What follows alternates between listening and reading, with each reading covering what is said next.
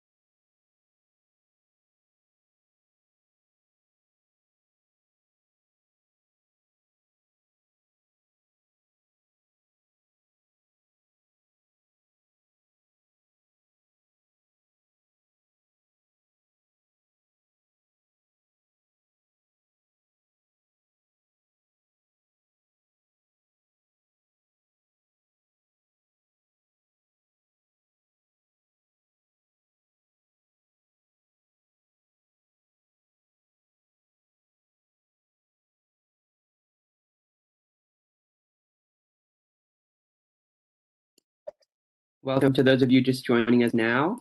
We're going to go ahead and get started in just about a minute or so, but do feel free to join the Slido by scanning the QR code you see on their screen there.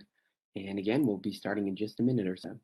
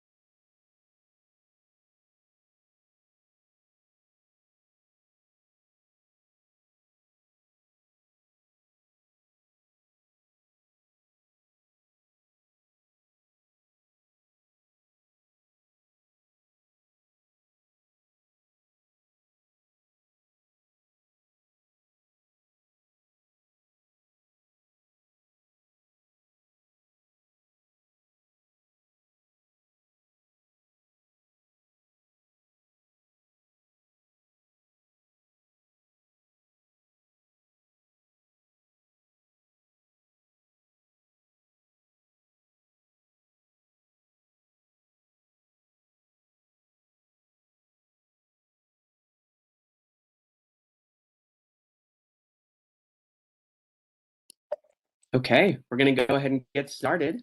So greetings, everyone, and welcome to the third event in the Localizing Climate Justice Conference Series. My name is Vishal Jamlapati. I'm the co-facilitator of the LCJC Series, co-founder of the GYCAD, and a recent high school graduate. I'm calling in live from the unceded lands of the Eastern Shoshone and Goshute people in what is now called Salt Lake City, Utah, in the United States of America. Whether this is your first or third LCJC event, welcome.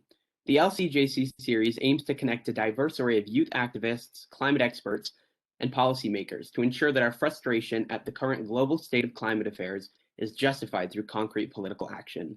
We couldn't be more excited for you to hear what these incredible speakers have to share on the topic of capacity building, education, and awareness today as they relate to climate justice. So thank you to each of you tuning in live, and to those of you watching the recording.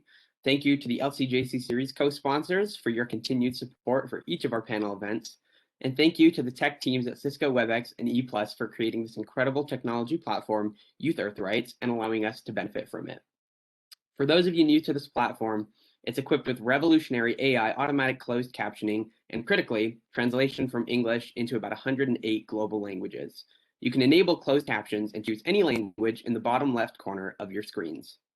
I am so excited by this technology personally because I truly believe that climate discussions should be accessible to everyone in a language that they're most comfortable in.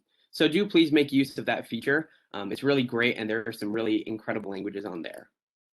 Over the next 2 hours, you're going to hear from 7 unique speakers in short presentations about their work and thoughts. Immediately after these individual presentations, we'll move into a moderated question and answer session. For the Q&A, we'll be using the tech platform Slido, as we discussed just prior to the event beginning. And for those of you that didn't have a chance to scan the QR code, we do have the information to join the Slido in the chat. You can access the event by entering the code provided by our co-moderators into the website at the provided URL.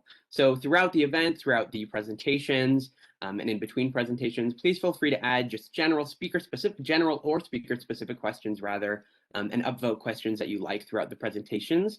And Nadine, my incredible colleague, is going to moderate the session with all of the questions that accumulate over the period of the event.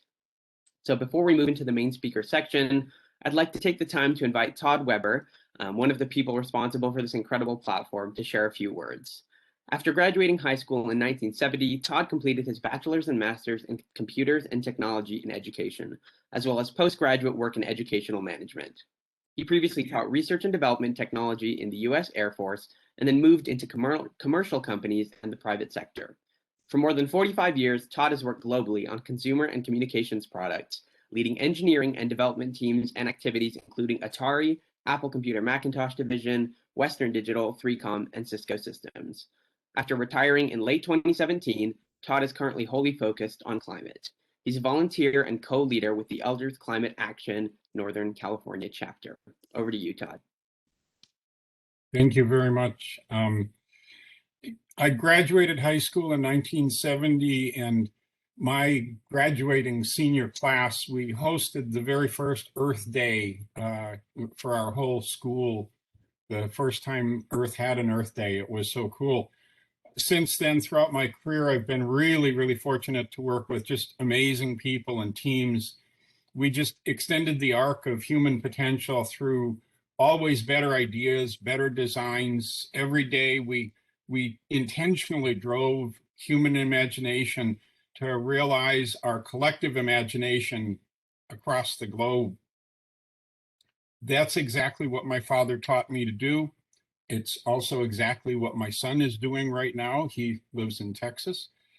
I retired from Cisco Systems in late 2017, and that was after 45 plus years working in all kinds of fascinating advanced technologies. When I retired, I had committed myself to do everything I possibly could to help fix climate change. It felt like such an opportunity. Now I would have time. But as a spoiler alert, at the time, I didn't understand. We simply couldn't fix climate anymore.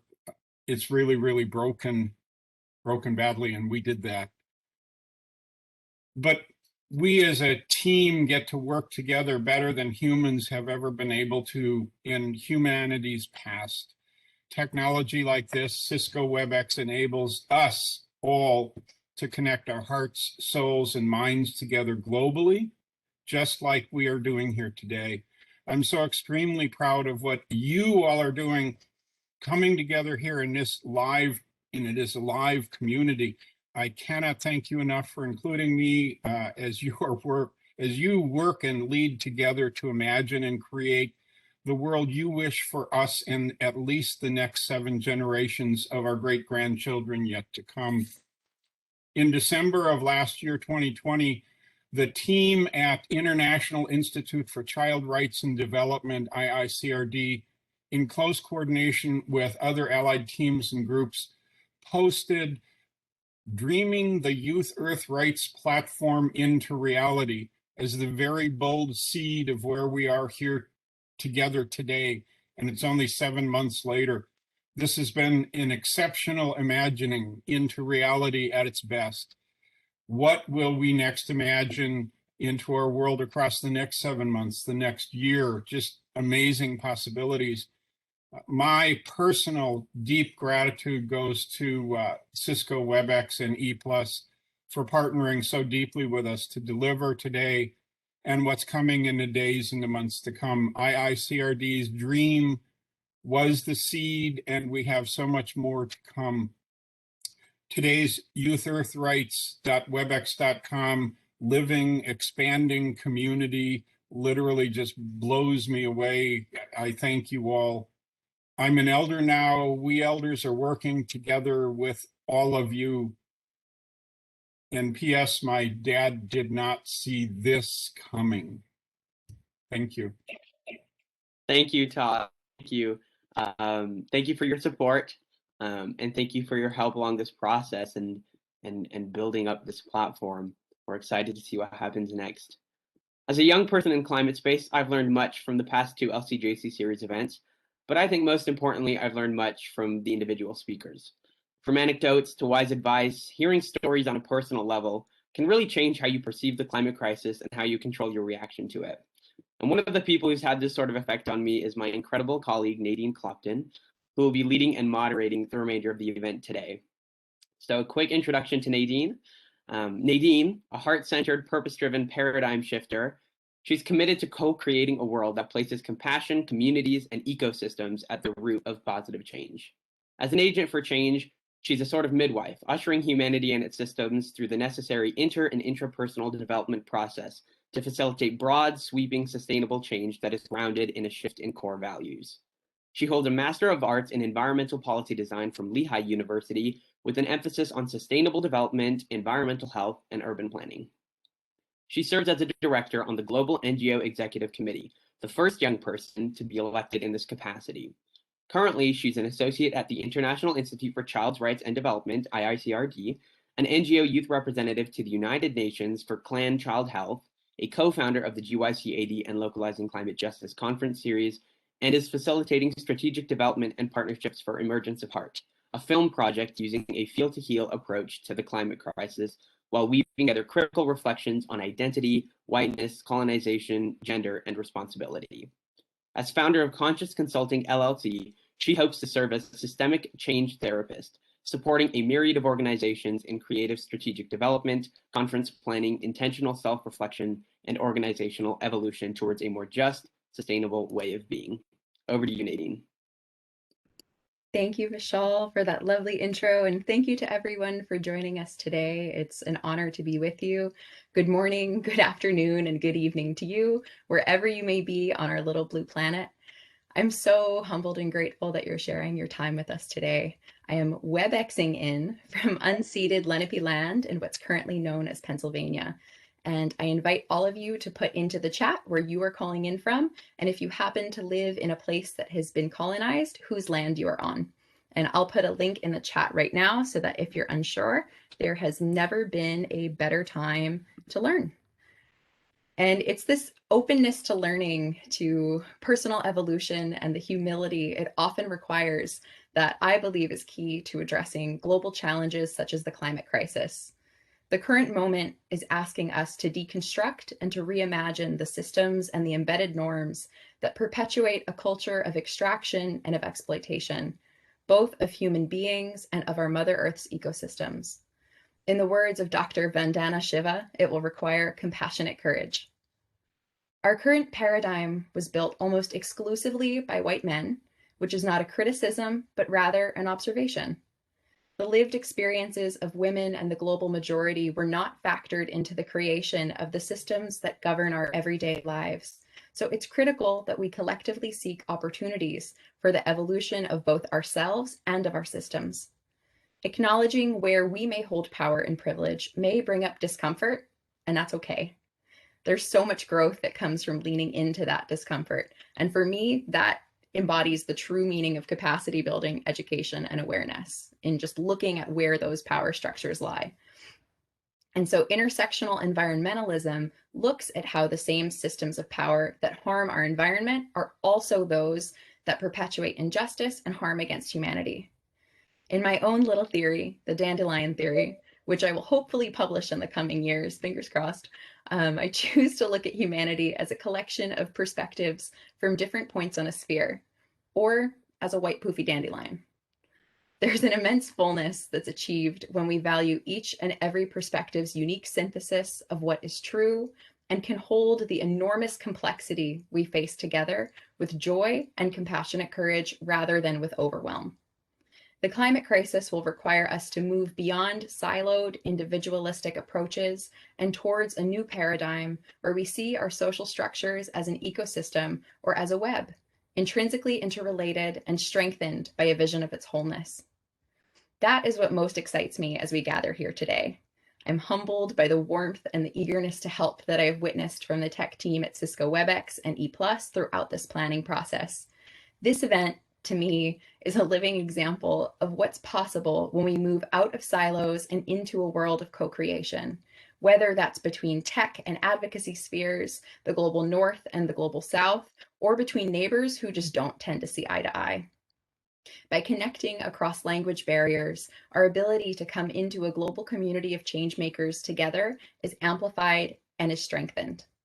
So during the event, I would encourage you to use the live AI translation function in the bottom left corner of your screen. You can translate into about 109 different languages, which is just blows my mind. I can't believe that technology is available.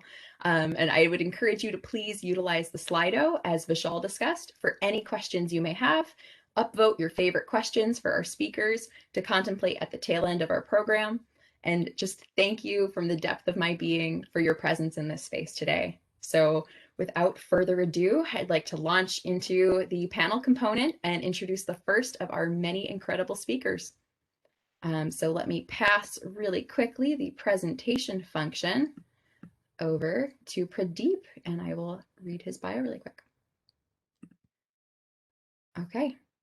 So Pradeep Kaduturi is an electrical engineer and sustainable advocate working on climate action in the domains of sustainable mobility, indigenous communities, organic agriculture, and water harvesting for the past 8 years with governments, think tanks, and youth groups in India and abroad. In 2016, he went on an international expedition to Antarctica as a youth ambassador with the 2041 Foundation to understand the impacts of climate change. He later started community centers with a number of indigenous tribes in South India in 2017, focusing on education, healthcare, and livelihood. In 2019, Pradeep embarked on a 2,000-kilometer cycling expedition to promote sustainable mobility, climate action, and organic farming in South India.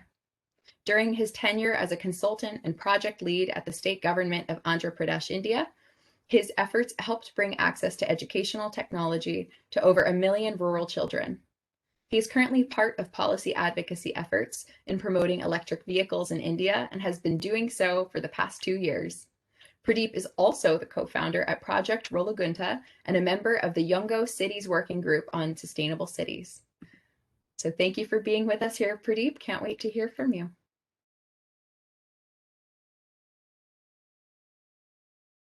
Can you hear me now? Yeah, great. Thank you so much for the wonderful introduction, Nadine, and thank you so much for having me here. So I come from one of the richest biodiversity hotspots in the world called South India. And I want to take you in the next 5 minutes about my journey, like for the past 7 years in this climate action. So it all started when I was 21, joined like most of the country in India, we are engineers. So I also graduated as an engineer. Then I joined an MNC. It's called Tata Group, one of the leading MNC right now in India. Then I realized, my passion lies somewhere. Then, I wanted to take a decision early rather than taking a decision late. Then I thought it's time to put off my papers. So I've resigned from my career in just like a year or so. And then I've thought of exploring things. Then that is where one of the biggest earthquake of this decade called Nepal Earthquake got stuck in 2015. So I've decided to go to Nepal for an earthquake relief operation. So that is where I understood working in the grassroots in Nepal, in the interiors of Himalayas, what is nature, how much fury nature can actually bring to the people who really don't deserve. I felt so disappointed seeing those houses getting just dismantled just like anything. A lot of the poor people, how they're getting affected because of all this catastrophes that are happening now, mostly because of anthropogenic causes. So that first-hand experience has made me my decision to work on this climate action, as a career. And then, I got an opportunity to go to the remotest part of this planet, Antarctica, in 2016. So I was there for almost 2-3 weeks with an international crew group led by Robert Swan, who's the first person who walked on both North Pole and South Pole. So there I've seen it, my first-hand experience, like, what is nature, right? Nature can show you the wonderful beauty in the most pristine places of this planet, and at the same time, it can show you the fury. Like, I've seen the icebergs melting very close to my eyes, and I've seen the penguin colonies, how penguins are losing their most pristine places, like how are they losing their important habitats, habitat loss. I've seen it clearly, and it's impacting them in a big way. So then I thought of I should do something when I came back to India, and it's important to be part of the solution. So that is where I've identified India is a home to almost 10 or 100 million tribals, and tribals are protecting almost 20% of forest in India. Like we have 21% of forest area of the total geographic area in India. Currently, we are the seventh largest in terms of the area in the world. So I thought of working with them. If I can actually help them provide some basic needs, they will stay in the forest. And if they stay in the forest, they can protect them. So that is where I went there to one of the remotest area in South India called in Eastern Ghats. So I had to trek 4 hours. When I went there, I've seen the conditions. It's pathetic. They don't have access to education, no healthcare. They're almost in a remote area. So I had a initial meetings with the community, and I've understood what are they looking for rather than me telling what we want to do. And after a series of meetings, then they're all they want some basic education for the next generation. So that is where we've started a community project with the community support. We built a first community center in 2017. And we started providing some nutrition and health and nutrition services through schemes like midday meals that is popular in India. But I felt that is not going to survive long. If you really want to do a solution, you should look for a sustainable solution which can last for decades and decades. So that is where I work with the local government through advocacy efforts, and I convinced the government the importance of providing school to these communities.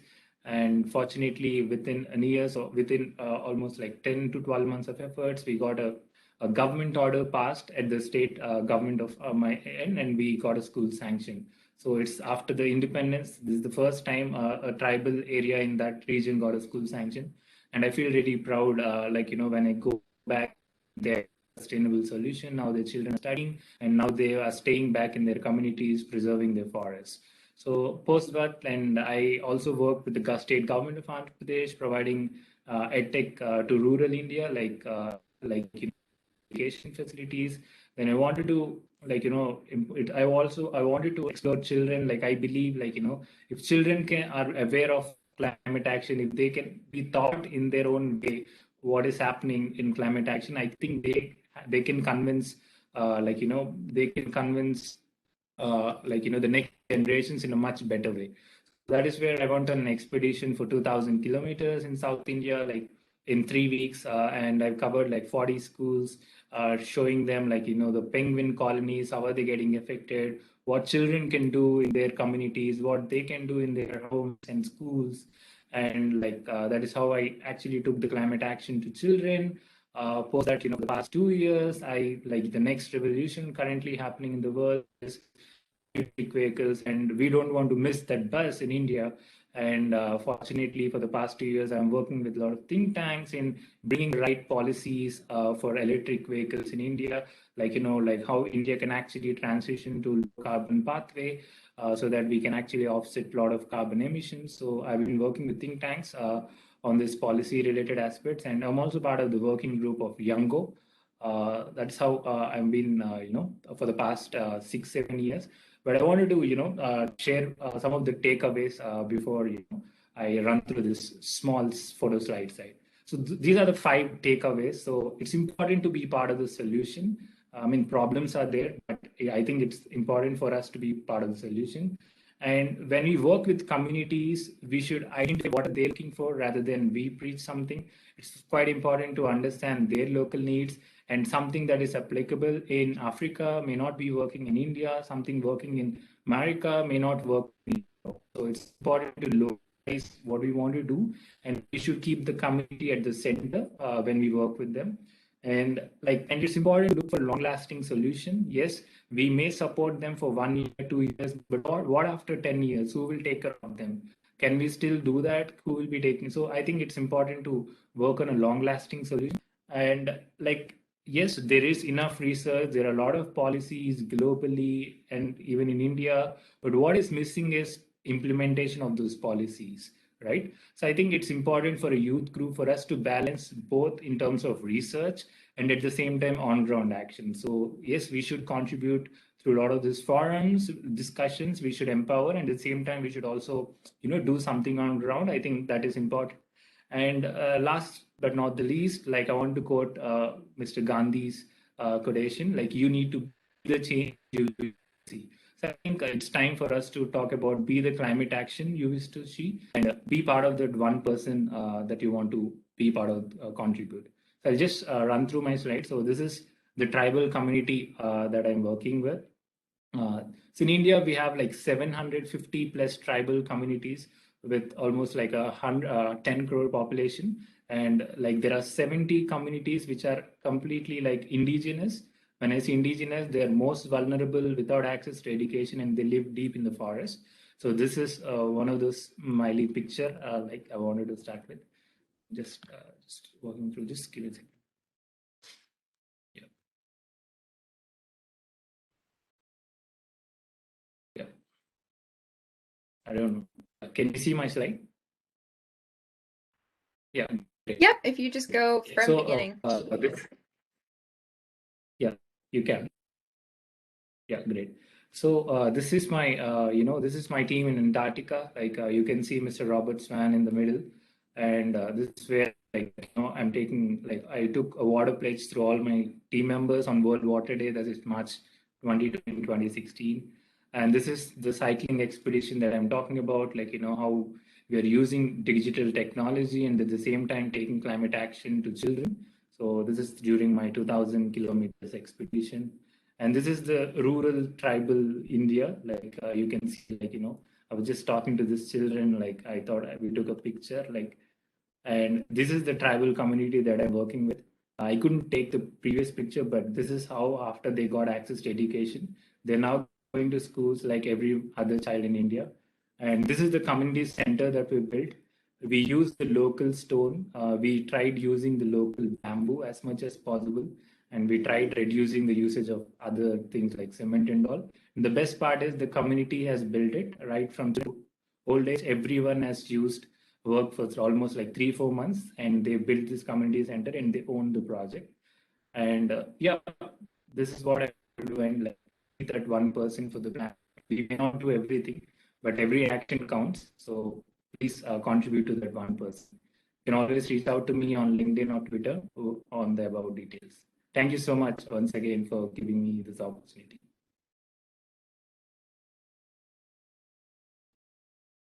Thank you so much, Pradeep, and thank you for taking the time to be with us today and for sharing your stories. It's really inspirational. And so next up we have Miles Davis.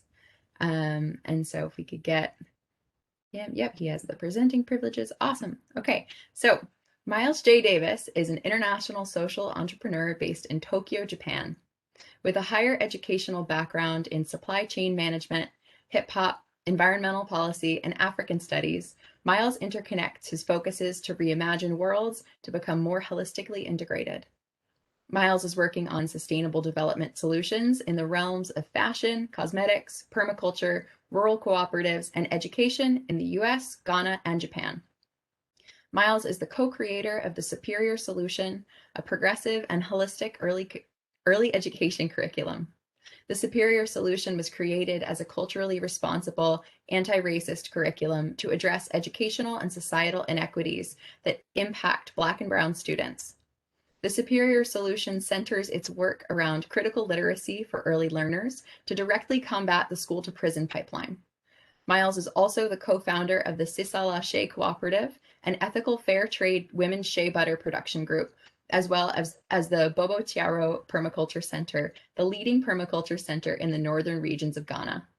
Miles co-created the Sisala Cooperative and Bobo Tiaro Permaculture Center to redirect the narrative and control of Africa's resources via sustainable production, upward mobility, and access to equitable markets as a means of liberation. And without further ado, my dear friend Miles, take it over. Can everyone hear me? All right, wonderful. Thank you so much, Nadine, for that lovely introduction. Go Lehigh. I'm glad you shouted out Lehigh Environmental Policy. So yes, thank you so much for the great introduction. Today, I'm primarily going to be speaking about the superior solution, which was created as a direct result from the death of George Floyd last year. After that time, or during that time, I realized that there is a point, or that it became the point where the time is now to create a world where we want our children to live in, and create the world that will help them live a brighter future. And specifically, we created the superior solution. And the superior solution is that direct translation and created to combat the school to prison pipeline. So the school to prison pipeline, as many people may know, it directly and disproportionately targets Black and Brown people. And the school to prison pipeline, or the prison industrial complex, it has a vast amount of, it has a large, one second, yeah. The school to prison pipeline, yes, it disproportionately targets Black and Brown students, people. And there's a large percentage of inmates in prisons that are illiterate. Studies show that a large amount of these inmates are illiterate, and based on education levels from first grade, once they show that they are unable to, once they're able to, wow, I'm not sure. One second. Yes. So the school to prison pipeline, vast, disproportionate. I'm going to look at my notes. 1 second. Yes, the school to prison pipeline directly targets Black and Brown youth at disproportionate rates. So once it's shown that kids start to struggle from reading at a first grade reading level, it then shows that they begin to struggle even more at a fourth grade reading level. And then by 8th grade, they're more likely to drop out. And there's a direct correlation between education and the criminal justice system. And so because of that, we wanted to create this curriculum, this anti-racist, anti-biased curriculum that is going to be able to provide students with a more well-rounded future that kind of combats or directly combats the school to prison pipeline, and kind of shifts the traditional education practices. But what we want to do at the Superior Solution is focus on critical literacy, anti-bias, anti-racist, culturally relative, and culturally responsible. And so we want to do this so they can have a brighter future. And so we want the teachers to center their education on Black and Brown students to become more holistic members of society. And through doing this, we've created this curriculum that centers on 7 topics.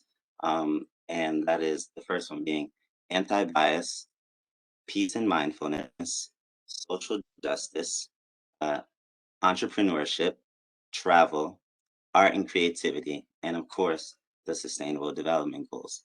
And we created this timeline, and we're doing this through critical literacy. So we're making sure that students have access to a variety of books that focus on these topics. And so right now, we're focusing on early education and elementary school age students. The elementary school age students are able to read the books on their own. And for the early learners, the teachers read it to them. They have activities, and they're able to practice and create more of a collective impact throughout this curriculum.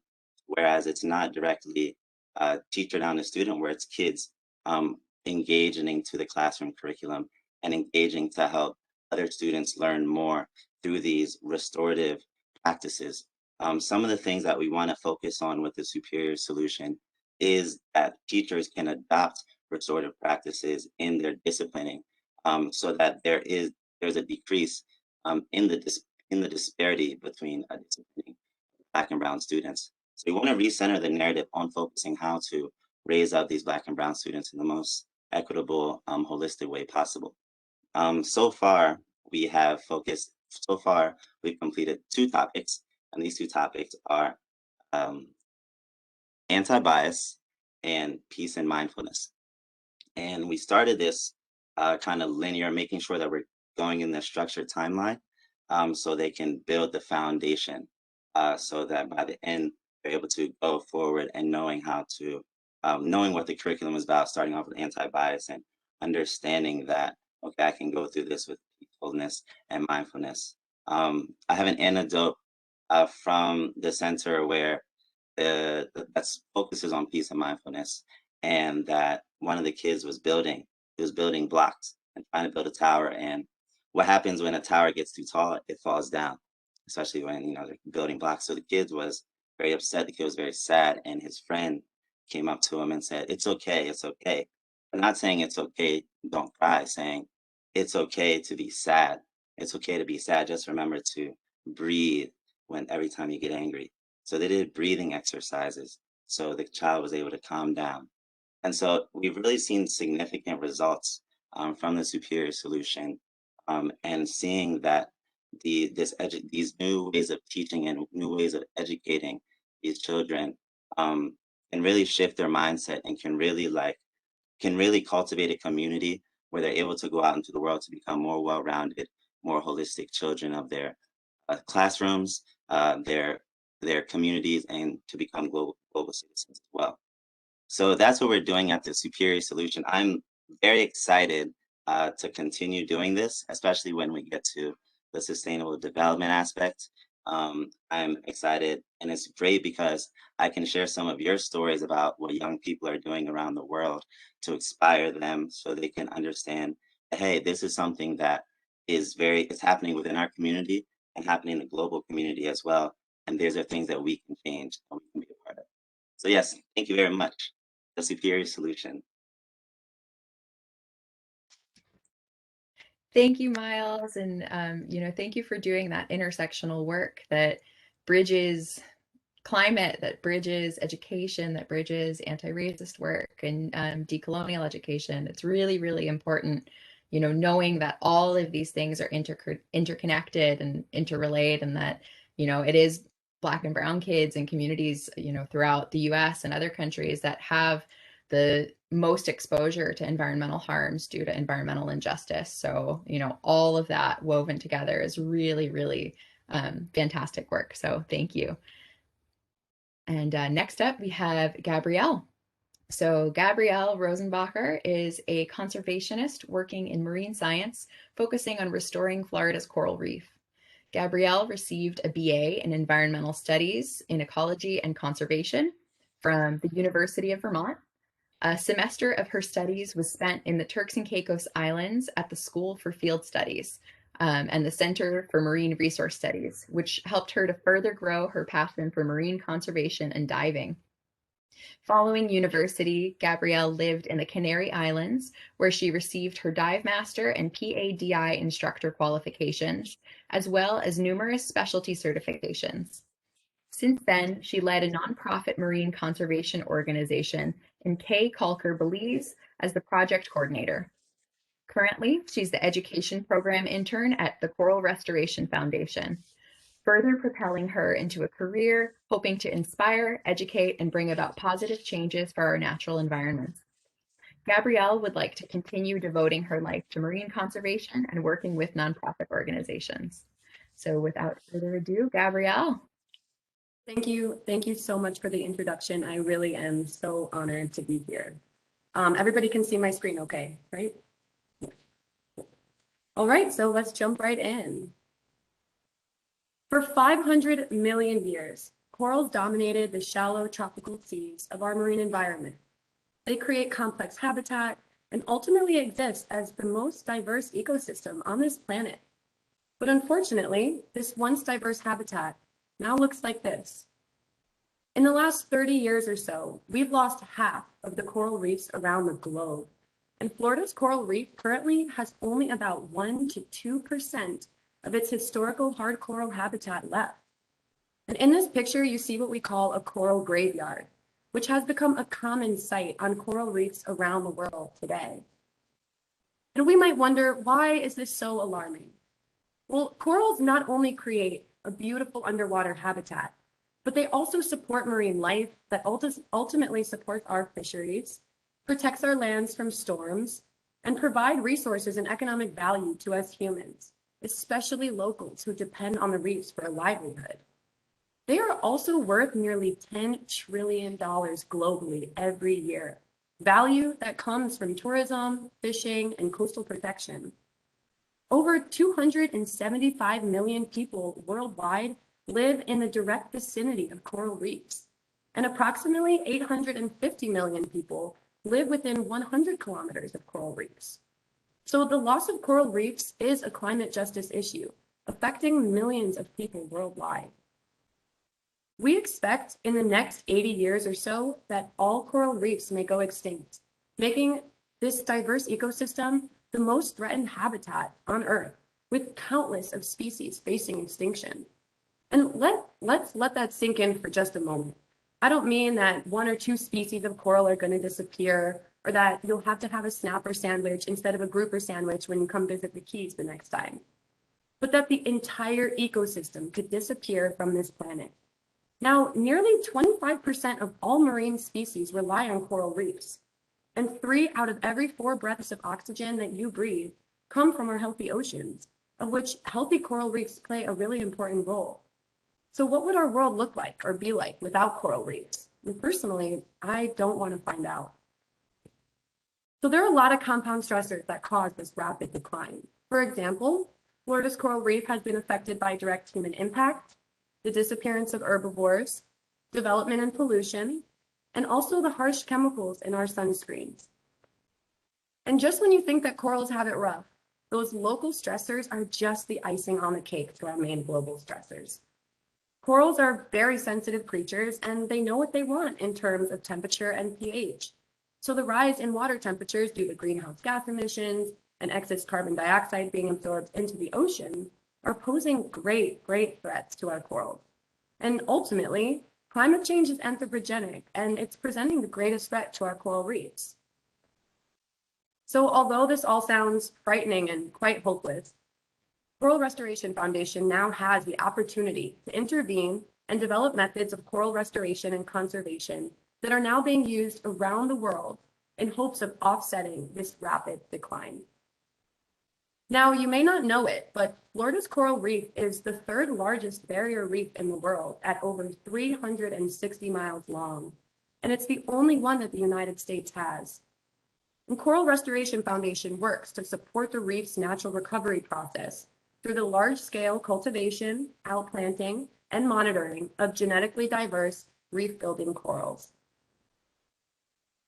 And taking advantage of the way in which corals reproduce asexually, the Coral Restoration Foundation team began fragmenting and propagating acropora corals. And the coral tree design developed at CRF evolved as a result of rigorous research and development. And it's now widely accepted as one of the most effective methods for growing branching corals in the ocean. Now, we grow corals in offshore coral tree nurseries, and then we return them to the wild on carefully selected sites. But we don't only grow one type of coral in our nurseries. We house a total of 11 different species, with a focus on 4 species that are returned to the reef all year round. And because our coral nurseries are so large and so healthy, they act as a living laboratory. So once they grow to a reef-ready size, the corals are transported to a restoration site where we clear the reef site of algae and attach the corals with a non-toxic marine epoxy. We then monitor these corals to learn about their survivorship in hopes of them spawning in the future years, creating new genetically diverse corals, kickstarting the natural recovery process. CRF's goal is to return the reefs of the Florida Keys to a functional level and to stabilize reefs so that they can jumpstart themselves to health. And that being said, Having different coral species is so important.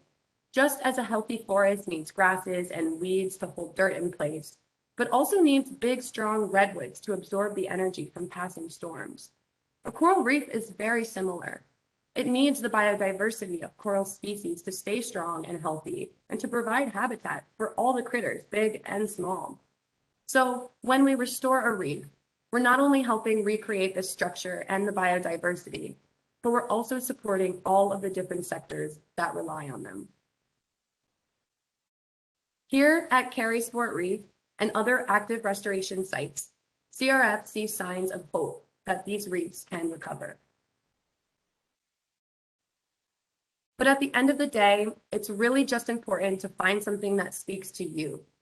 Even though CRF focuses specifically on the coral reef ecosystem, we look to educate others about the interconnectedness of all of our ecosystems and show others that every single positive action does matter.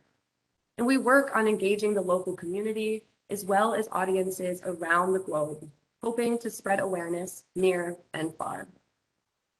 Thank you very much for your time.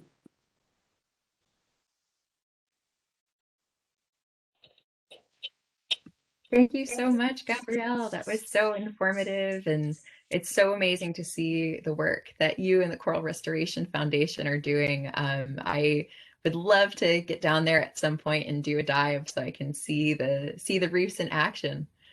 So thank you, thank you. And next, I'd like to pass the presentation ball along to Disha Sarkar. Disha is a youth advocate from Assam, India. She's a member of the Action for Climate Empowerment, or ACE, working group of Yungo, which is the youth constituency of the UNFCCC. And she's also an organizing team member of the ACE Youth Forum 2021.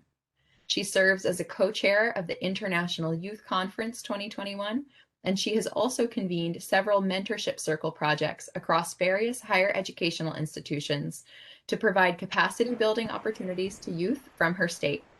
She's presently working as the lone youth representative on the Save Baralu Save Guwahati project in Assam, a multi-stakeholder project which aims to rejuvenate, restore the natural flow of River Baharalu in Assam. So without further ado, Disha, another one of our water protectors, here today to share with us. Thank you for being here. You're muted, Disha. Go ahead and switch back over and unmute yourself.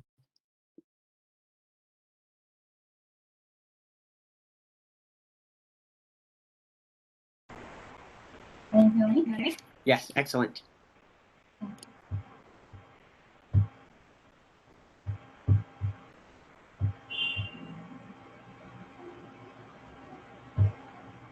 Yeah. So I think you all can see my screen. So I am Disha Sarkar. I am from India, and I'm a youth advocate. I'm working under the Yungo ACE working group and also a member of the ACE Youth Forum 2021. So the topics that today I will be discussing about are these three that you all can see in my screen. Firstly, I will be talking about the Action for Climate Empowerment, that is ACE working group that I work for, and what we do under the ACE working group. And I will be focusing upon the ACE Youth Forum 2021 as it aligns to today's session topic, that is education, training, capacity building, and all the things that we are aware of. Secondly, I will be talking about the International Youth Conference Mentorship Circles that I have been convening in different parts of our state, Assam, India, which aim to increase the capacity building of the students in different educational institutes throughout the state. And lastly, I will be focusing upon the Save Bhorolu, Save Guwahati initiative.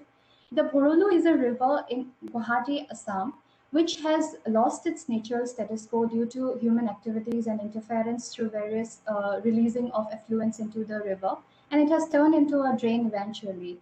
So in that case, the work that I'm doing in the restoration of the river Bhorolu, I will be talking about that. So firstly, about Action for Climate Empowerment. When I talk about ACE, or Action for Climate Empowerment, it refers to Article 6 of the United Nations Framework Convention on Climate Change and Article 12 of Paris Agreement. So this is very contextual, right? So when I talk about what we do as the ACE working group of YONGO, which is the youth constituency of UNFCCC, I refer to we tend to emphasize that Article 6 and Article 12 are actually realized. We tend that the 6 elements of ACE, as you all can see in the screen, like the education, training, public access to information, public awareness, public participation, and international cooperation, are actually realized because we see that people are working in the field. They have a lot of capacity. The people who are working in grassroots level have a lot of capacity, and the work they are doing are phenomenal. However, their kind of work is not represented on the negotiation table or tables where the policies are actually formulated. So our aim is to bring such people who are working in the grassroots level to the negotiation table. And to bring them on the negotiation table, we have to give them a brief idea about everything that is going on, the rules, the regulations, the policies that are prevalent in the section of climate action. So that is what we do.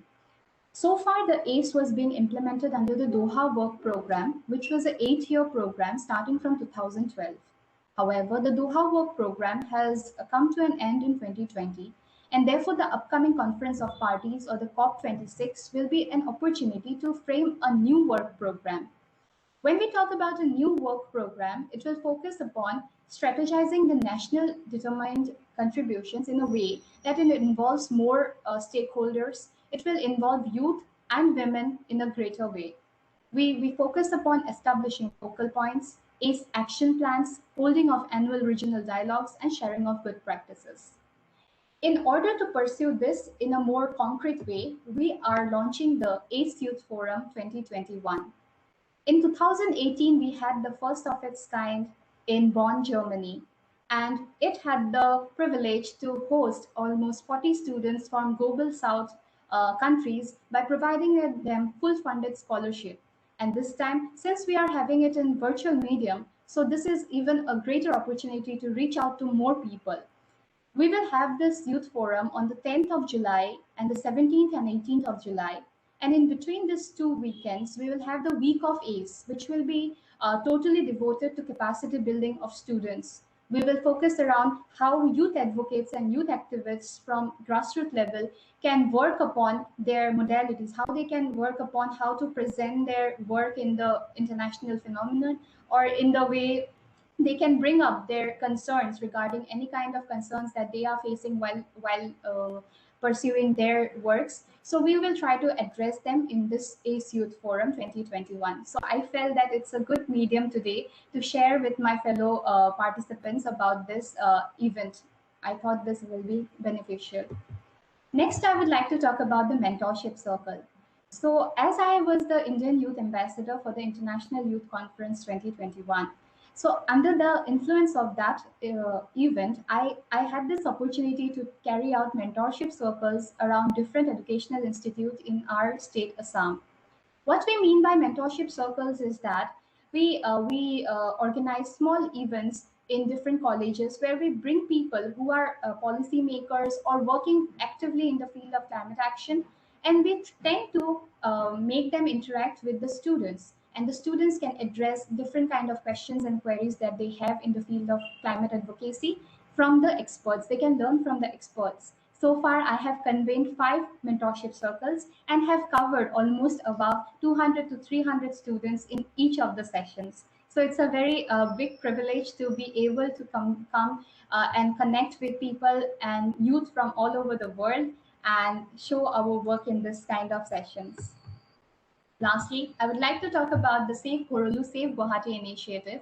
It's a very new campaign that we have started. It's a multi-stakeholder approach which tends to increase public awareness among the people regarding the need to save Borolu, which is a river, as I have already mentioned.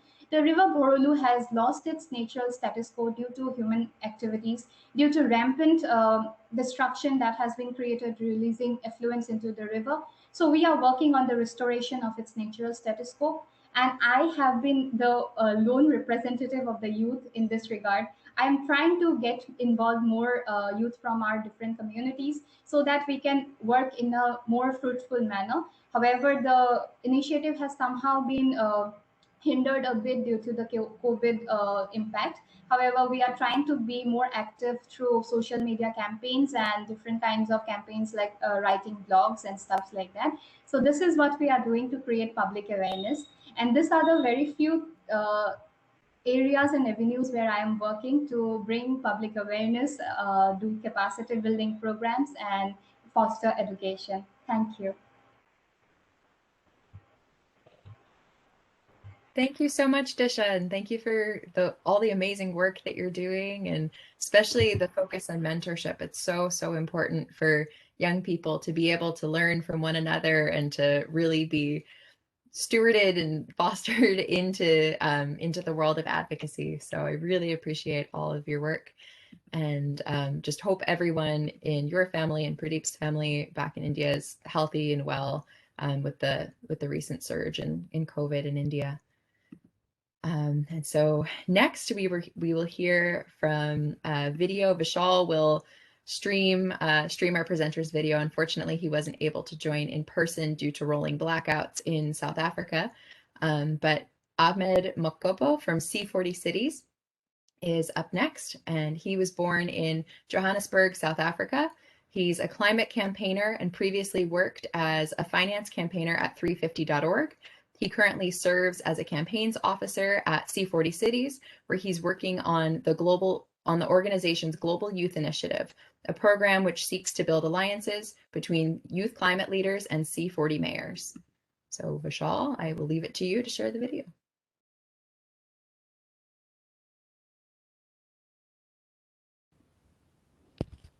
Hi everyone, my name is Ahmed Mokopo and I'm a campaigns officer at C40 Cities. I'm really sorry that I'm unable to join you in person today. Unfortunately, South Africa is going through yet another round of rolling blackouts, and my suburb is currently being affected. The power cuts are due to our reliance on aging coal power plant infrastructure. And so it has to be said that the timing could not be better for our government to strongly commit to driving forward a transition to a just economy with renewable energy as the primary source of our energy needs. There's also a need for intergenerational justice as part of an equitable transition, to leave a legacy and a better future, one that young people are able to create. This is the rallying point for youth climate leaders in South Africa and globally. Having youth at the table to discuss their future and the society they will inherit is crucial. The future could be environmentally cleaner, economically more prosperous, and have greater equality. This is what climate justice means to me and my fellow cohorts as climate campaigners. Young people have shown that we are active and engaged, especially in crisis situations, and we are thus exemplary agents of change. Through our collective force, young people are leading change by driving innovation for social justice and using tools like technology to achieve these goals. Climate justice that is relevant for our world today will not be achieved if the youth are excluded. And leaders at the local and national levels are being urged to ensure that the voice of young people is heard as nations build back better from the pandemic. Mayors in C40 cities have committed to work together with youth climate leaders to build back better from the pandemic and to deliver on a global Green New Deal. The chair of C40 and Mayor of Los Angeles, Eric Garcetti, has set out his vision for a green and equitable future through a global Green New Deal. The global Green New Deal recognizes that we are in a climate emergency and we must take action that will serve the many and not just the few. Mayors are doing a lot, but nobody is doing enough to avert the climate crisis. And so to accelerate implementation of climate action in line with the 1.5 degree target, as well as provide global leadership to stop climate breakdown, C40 mayors are gearing up to collaborate with a broad coalition of actors, including youth leaders, unions, business leaders, civil society groups, and regional as well as national governments. C40's Global Youth and Mayors Forum an initiative that the campaigns team at C40 is leading on, is crucial in building this coalition. The Global Youth and Mayors Forum has been established to facilitate meaningful engagement between youth climate leaders and C40 mayors. This initiative will build on the Inspiring Youth and Mayors Roundtable event convened at the 2019 C40 World Summit in Copenhagen, where a delegation of 30 youth leaders met with mayors. At the summit, youth expressed an interest in learning more about how C40 operates, examples of C40's bold, science-based climate action, and how to advocate for further action and ambition in their cities.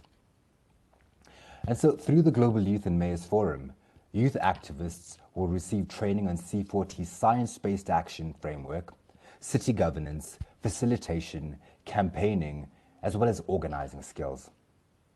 Alongside the youth participants, C40 will also produce a best practice guide on youth engagement for cities.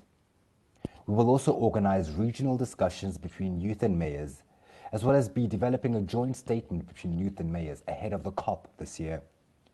These efforts will support climate action implementation in specific cities by creating the political space and momentum behind science-based actions, while also building global support for climate solutions. It will help to empower the next generation of climate leaders to increase their impact and secure climate victories. And so to close off today, I just want to say that young people know that they need to rise up and call for greater commitment from those in power to lead the fight against climate change. And so going forward, C40 will intensify its engagement with youth and take active steps towards a people-driven climate justice. I wish you all of the best with today's session.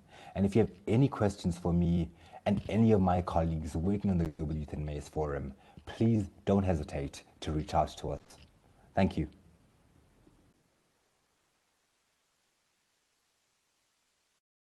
Awesome.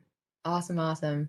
It's so amazing to see the work that C40 Cities does around the world and really exemplifying what localizing climate justice means by acting in place and connecting young people with their leaders. And that kind of intergenerational partnership is truly going to be key towards moving us towards a more sustainable future.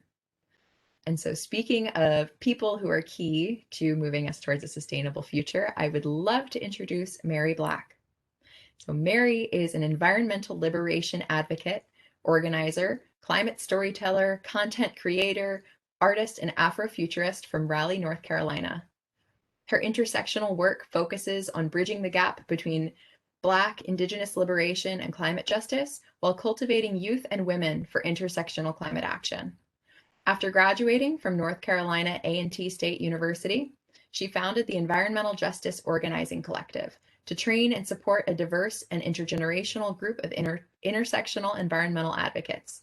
Mary utilizes her TikTok social media platform @SunLampBlack, which I'm sure will pop in the chat too, to share her perspectives as a Black female environmentalist, as well as discussing racial justice, mental health, a call for climate optimism, and a series she calls Decolonization of Your Minds.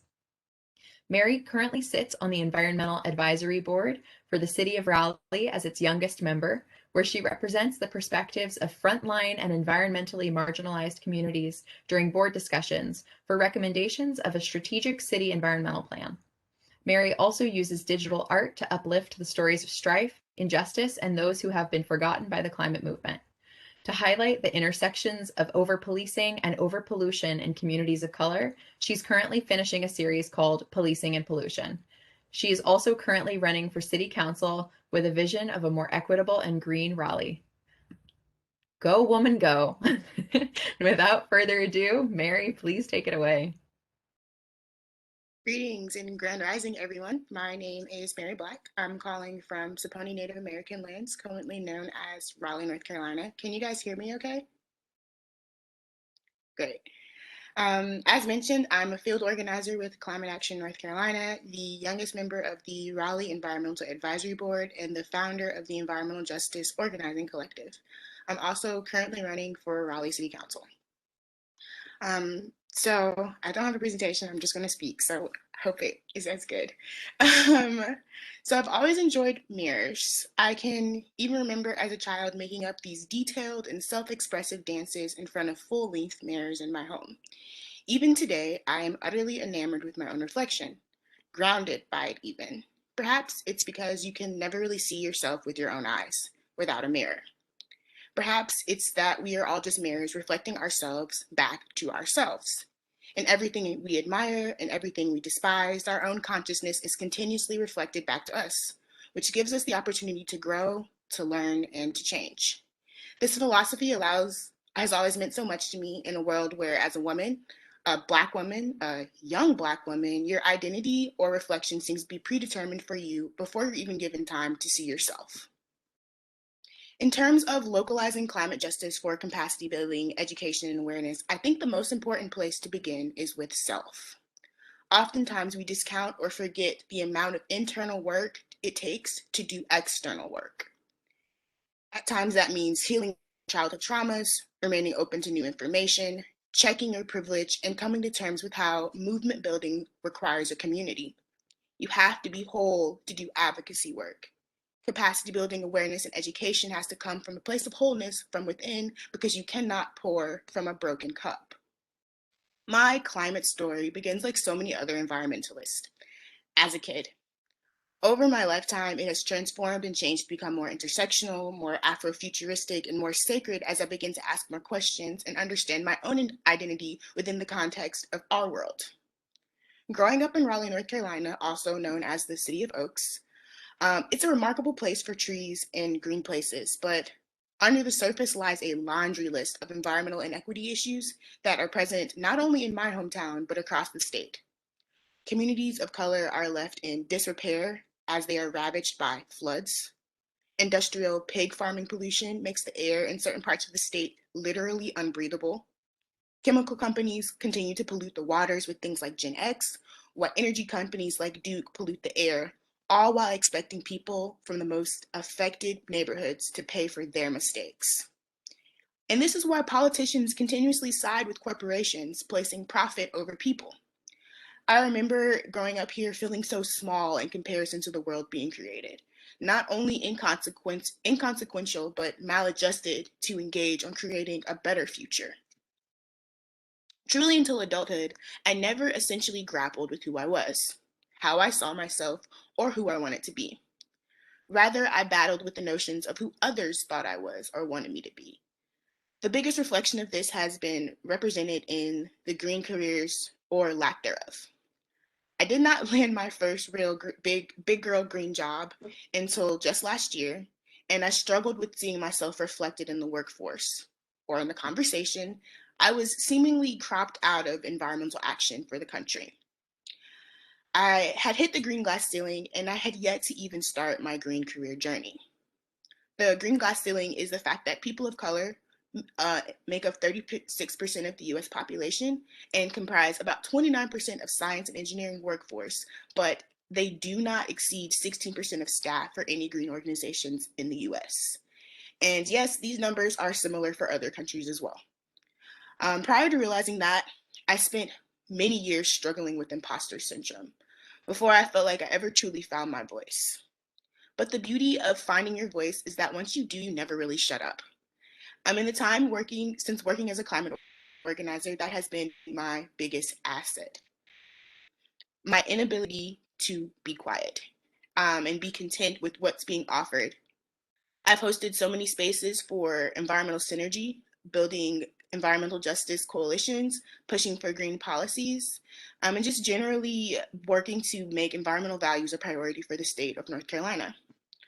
On TikTok, I began to share stories from the front lines of the climate crisis, information on how to gear climate activism through an ecofeminist, Afrofuturist lens, and more stories on the awkward life of a Black female climate activist from the South. And from doing this, the world of opportunities has opened up to me. I was able to use my success on social media to found the Environmental Justice Organizing Corp. And we have a mission to promote a more healthy, equitable, and just society for all through building a network of transformative, Afrofuturist, intersectional environmentalists. I resolved through this work that if I can pave a way forward, that no one else who comes after me should ever be made to feel the way I did in the green career spaces. We currently host monthly workshops, trainings, and we're also starting a fellowship program in the fall, and we're having a conference this summer. So it's been really exciting work being able to work with younger generations of women, people of color, as well as Black youth on becoming the next generation of environmental leaders. I'm happy to say that I am no longer pouring from a broken cup.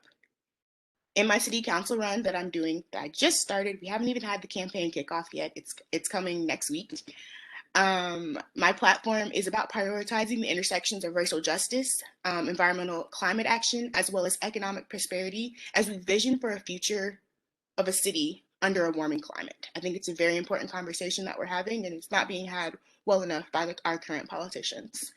So I've just said a lot, but the biggest takeaway I want all of you to get from me is that in order to do inner work, you must be present for yourself just as much as you are present for the issues you care about.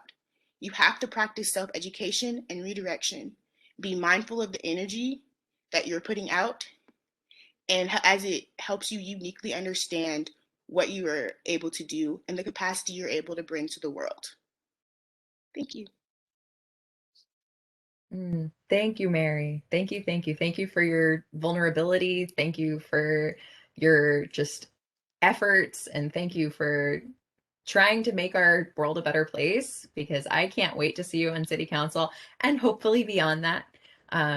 So, if you need a campaign manager for Mary for president, like, sign me up. But yeah, it's really, I really appreciate your focusing on that aspect of inner work, because that's not often discussed enough, and is so critical. And as we were saying in our conversation yesterday, rest is radical, and being able to take that time for rest, and especially people in the global majority, there's a lot less access to rest. And so giving from a very full well, I'm very glad to see that you're offering that to yourself too. And I hope everyone here gets the chance to do that for themselves. And so our next speaker is a dear friend and colleague of mine, the wonderful Liv Scott.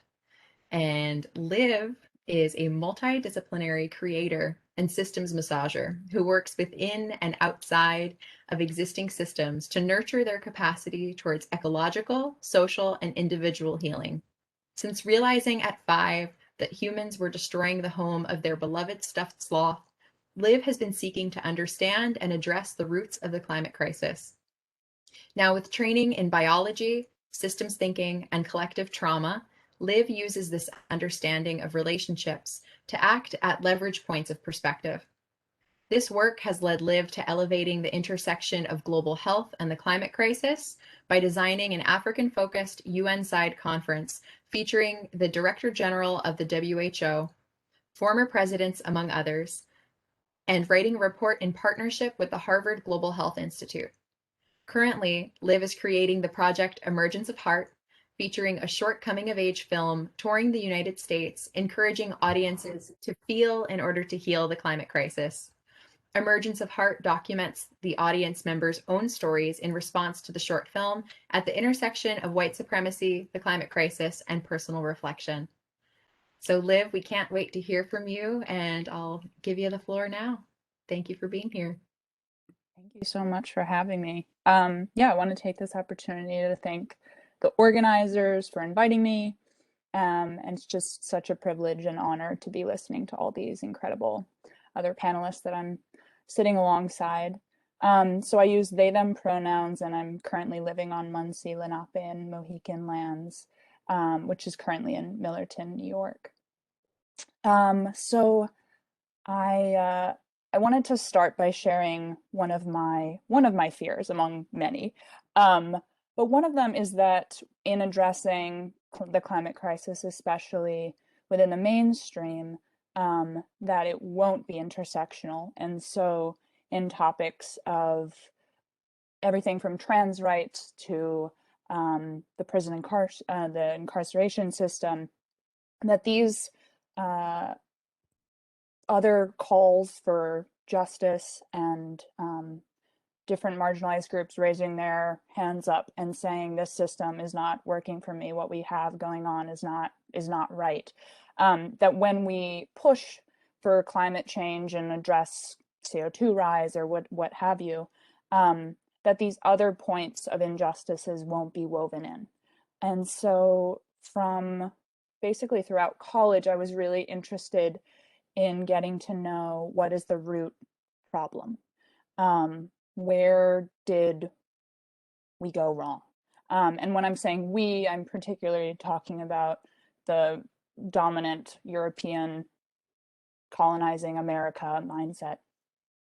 And so in exploring that kind of root problem, I came to looking at this pattern of domination, this mentality of Homo sapiens over non-human beings or nature, of men over women, of cisgender people over trans people, dominance of different religious groups. So this theme of domination I saw throughout, and that began to make me think about what's causing that kind of shift to a dominance mindset. And from a biology major, I began exploring spirituality. I began kind of have a joke with myself that I've like rounded all the corners of a liberal arts education, from biology to the social sides of things, to the economic sides of things, to the religious side of things, to the psychological collective trauma, kind of more compassionate side of things. And that mindset that I was noticing basically has led me to this project, Emergence of Heart, which I wanted to talk a little bit about today. And so the idea behind Emergence of Heart was mimicking, in some regards, my own experience going to therapy, where I wanted to share a personal story that was highly intersectional in order to offer it to a collective group of people in order for them to share their own reflections back. So I wanted to create a space that would allow for people to drop down beneath the cognitive sides of how do we address the climate crisis and get more in tune to the emotional and maybe more perhaps spiritual way of relating to each other and relating to the non-human beings that we're living with. And in particular, I wanted to focus it in America, where I was born and socialized into, but also I was seeing America as a country formed on trauma. And so its origins, its culture, the way that I was socialized, the way that I came to know how to see the world is all rooted in trauma. And so part of that means, as a white person, it's recognizing that white culture is a culture rooted in trauma. So in order for me to step away from and to see myself and my own humanity, I have to find a new way of relating to that identity. And that's the questions that the protagonist in the short film that is going to be touring the country is asking. So the story itself is based on my own experience. It's my own story, basically. And it's a non-binary child, white child, grappling with what does it mean to be white in America, with a history of ancestors that have perpetuated violence. It's the story of a non-binary child who's questioning, if I come out as non-binary, does that mean I can no longer be in a space in the climate movement? Because do those two things go together? And it's a story of just a human trying to make sense of what does it mean to return to a relationship, to the world around them and the non-human beings around them, and to not have a dominance hierarchy in that relationality. And so I'm hoping that as the film tours around, we'll be able to offer, like in offering the film, basically, it will then have a facilitated discussion or reflection following the film.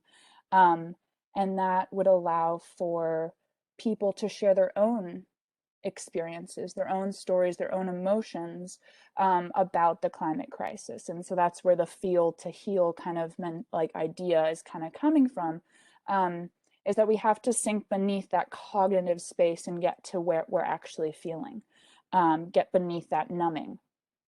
And so in touring it, well, it's basically, we're kind of taking a temperature read on the country, particularly the white folks in America country, and highlighting those reflections or those emotional kind of like openings, and intersplicing that with being able to tour and interview, hopefully, like the other panelists sitting here with me today that are located in the United States, and be able to weave the people, like, and raise up the voices of those that are looking at the climate crisis from this individual, social, collective mindset.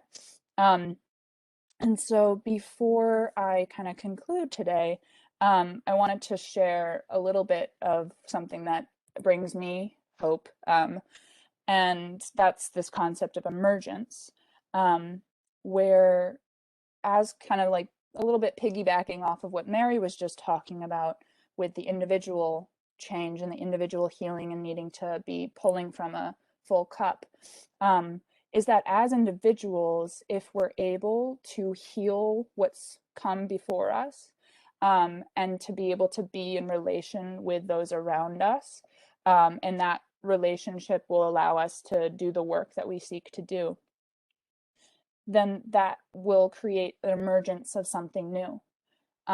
So culture is an emergent phenomena, like it's individuals behaving in a certain way that creates a culture that then cycles generation after generation. The climate crisis is an emergent phenomena of individuals behaving in a certain way, car ignitions, dirt, diesel, whatever, but it's a collection of people that are doing a behavior that is then contributing to this larger crisis.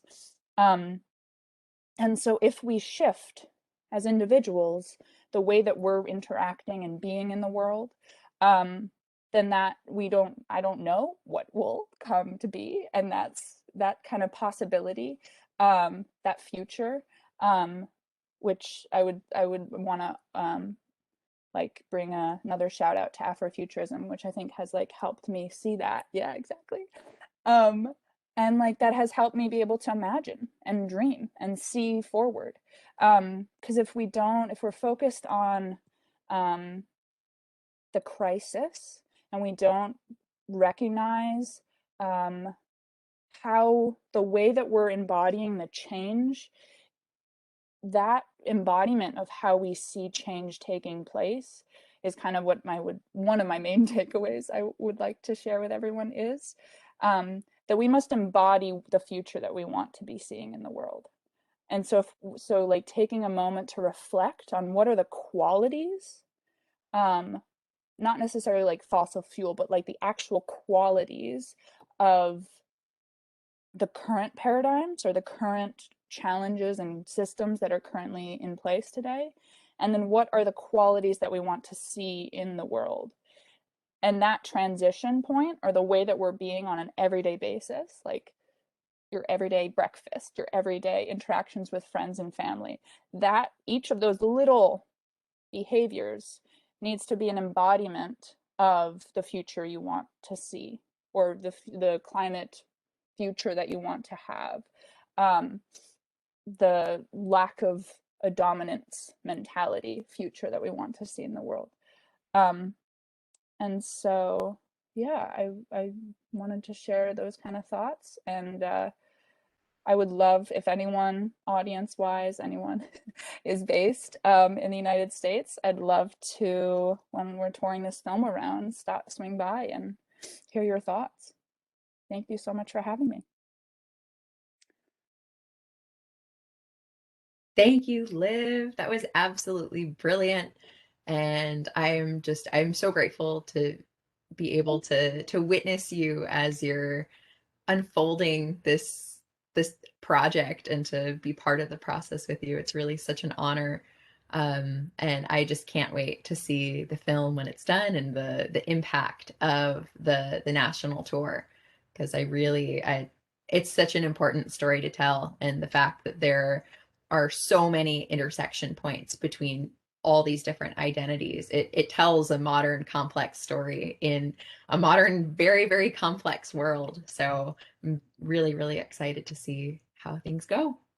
And so with that, we're going to enter into our Q&A. So Vishal is sharing the Slido. So if you have your phone, you can get your camera open and hold it right up if you have a smartphone to the little QR code and get engaged on the Slido. We're also going to enable the raise hand function. So if you want to raise your hand on here, maybe we'll probably take like 2 or 3, maybe like 2 questions directly from here, and you can, turn on your mics and we'll unmute you. So if anyone wants to raise hands on here, that's great.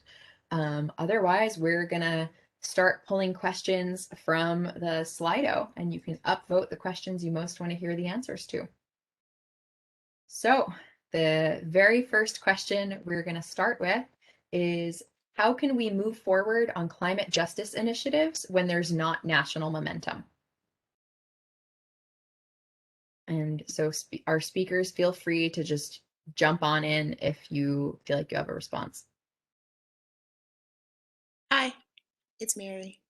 I think for topics like this, I think we've been in this place of, sort of inaction on a national level for some time now, and it was heightened in the last previous 4 years, and now we're starting to see some more national momentum going with addressing climate crisis.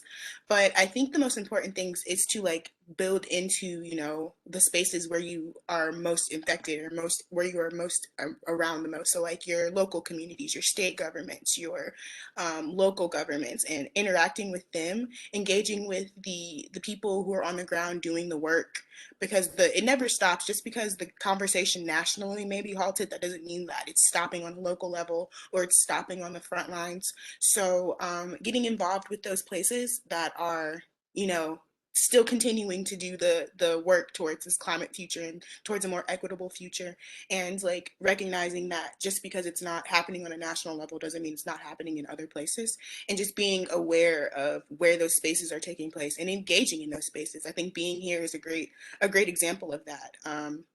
Yes. Thank you, Mary. Any other speakers want to speak to that question? How can we move forward on climate justice initiatives without national momentum? Yeah, so I just wanted to add something. So personally, I believe the most successful environmental movements or revolutions, whatever you call, have started at a local level, and they've gathered more community support, and it went state level and became national and international, and all the political leaders, they want people, and they've also started supporting. So I think it should all start from a downward approach. Definitely.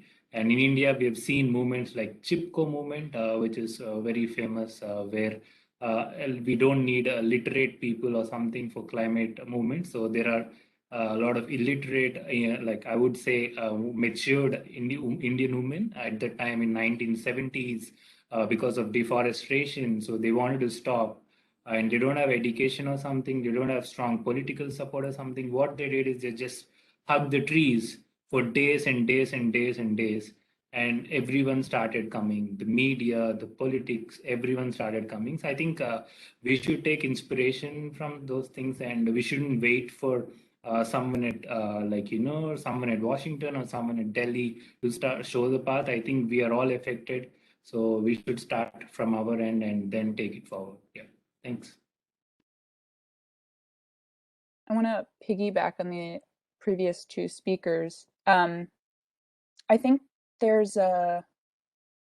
I guess I would challenge the questioner in some degrees, that I think it's in part problematic to be waiting for or to focus our energy on the political structure, because they're the reflection of the people, and they're holding the awareness that the people holds that have been elected them, or just the framework that the people are holding. And so if the collective people, so if as individuals we are changing the way that we're thinking about things and acting and being and affecting those around us, that in turn will affect the governance. And I think that if we're trying to focus on advocacy by changing the toggles at the top, so we're going to lose people along the way. In particular, I would say that typically marginalized folks get excluded as things move up. So if you look at like the feminist movement in the United States, it started off very intersectional. Black feminism was a huge thing. And then as it got moved up, it became about white feminism. And so you've like won the movement, but you've lost the main war, if you want to use that mentality or that languaging. So I think that it's really, really important, particularly as people begin to increase conversations about climate action, and particularly at least the United States, when our current president is now beginning to push the needle on climate action, that the thinking, and particularly the thinking of those that have been marginalized from these conversations, actually gets incorporated into the way that we're taking action. And not be looking for the government to be making, to be solving this problem. This is a collective effort. This is an emergent crisis. And it's not just climate change. It's climate change in pollution and biodiversity loss. So that those symptoms are symptoms of something much bigger.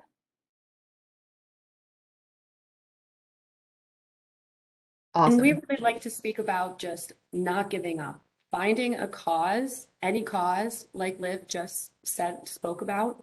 It doesn't have to be a direct environmental cause or the oceans or the rainforest, but any local initiative, and to be involved with that, and then to spread the word. Find one other person or two other people or your family, talk to them about it, speak about it, make this awareness come to life, and then tell them the same thing. If this is the cause, or find another cause and share it. I think that's really important.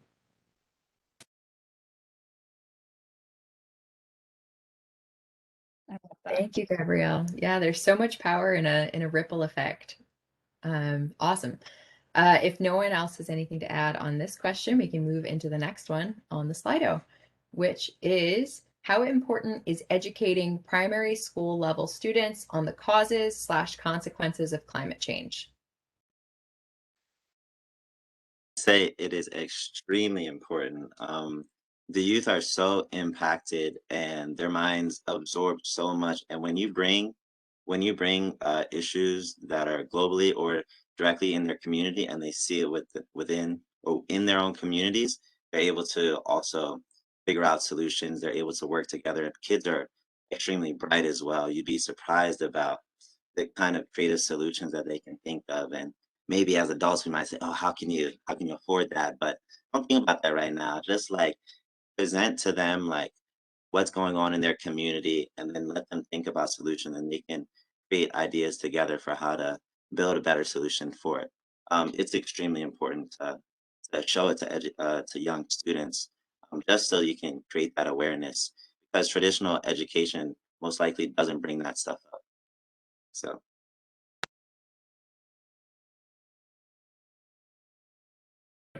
Just want to add.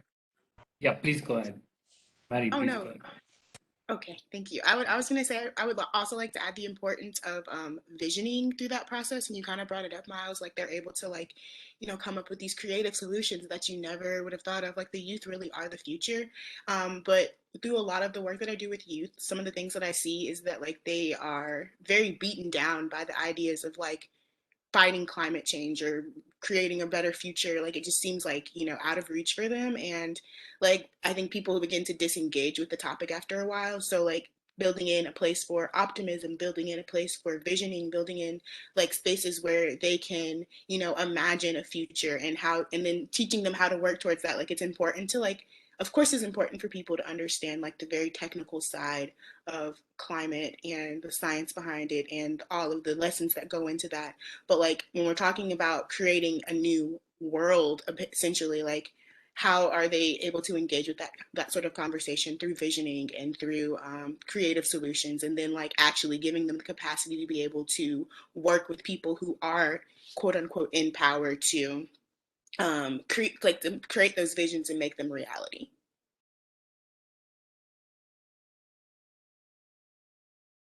Yeah, just one more final piggyback. I think an important word that you mentioned is imagining. Like, yeah, reimagining this world. The importance of reimagining that kids have the power to reimagine these visions, and also like, especially when you have adults reimagining with the kids, it really helps because you have older people that are in the game or are more familiar with the game, and you're brought to more new ideas, and then you can say, oh yeah, actually, like, that's a great idea, and you can feed with each other and build on ideas with each other, so it blends in an older perspective with a newer perspective. Yeah, I agree with Miles and Mary. So just with my little experience working with public school children in India, so I think the age group that we are talking about, 6 to 14, right, is quite crucial in terms of influencing, like, you know, their ethics and their virtues, right? We all grow, like, you know, by observing what's happening around, right? How do we treat others? How do we treat nature, right? I think it will go into our mindset, and it's quite important to teach them the right values, right? I think that is important. And most of the climate action, the problems that we're seeing are very small problems. Like, you know, it's more about mindset, right? Like, you know, do we really need to actually work on climate action? Do we really need to reduce our carbon footprint, right? Everyone can do it, but the challenge is, the roadblock is mindset.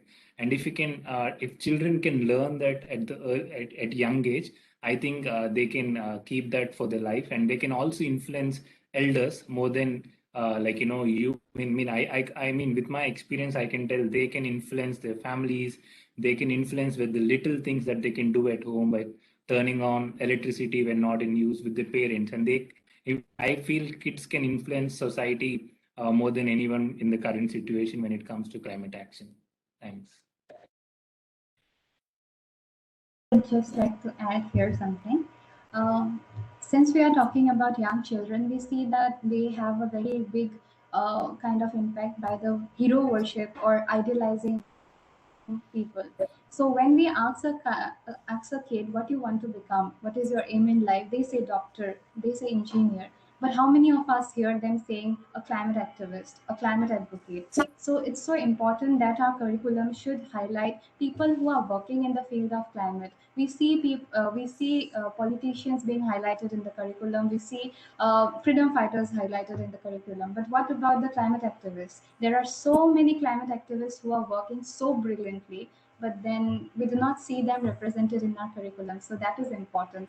And regarding this is regarding the very young children, and regarding little bit going ahead in the age group, I would like to talk about the youth also a little bit about it. So in that case, I think encouraging them to take up ecopreneurship ideas. Like, I am very happy with what Gabriel is doing. That is something that is a social cause plus combining it with a climate action initiative. So that kind of initiative should be more encouraged for young children, as well as to at least look up to this kind of people who are working in this kind of field. So yes, that is what I would like to say. Thank you.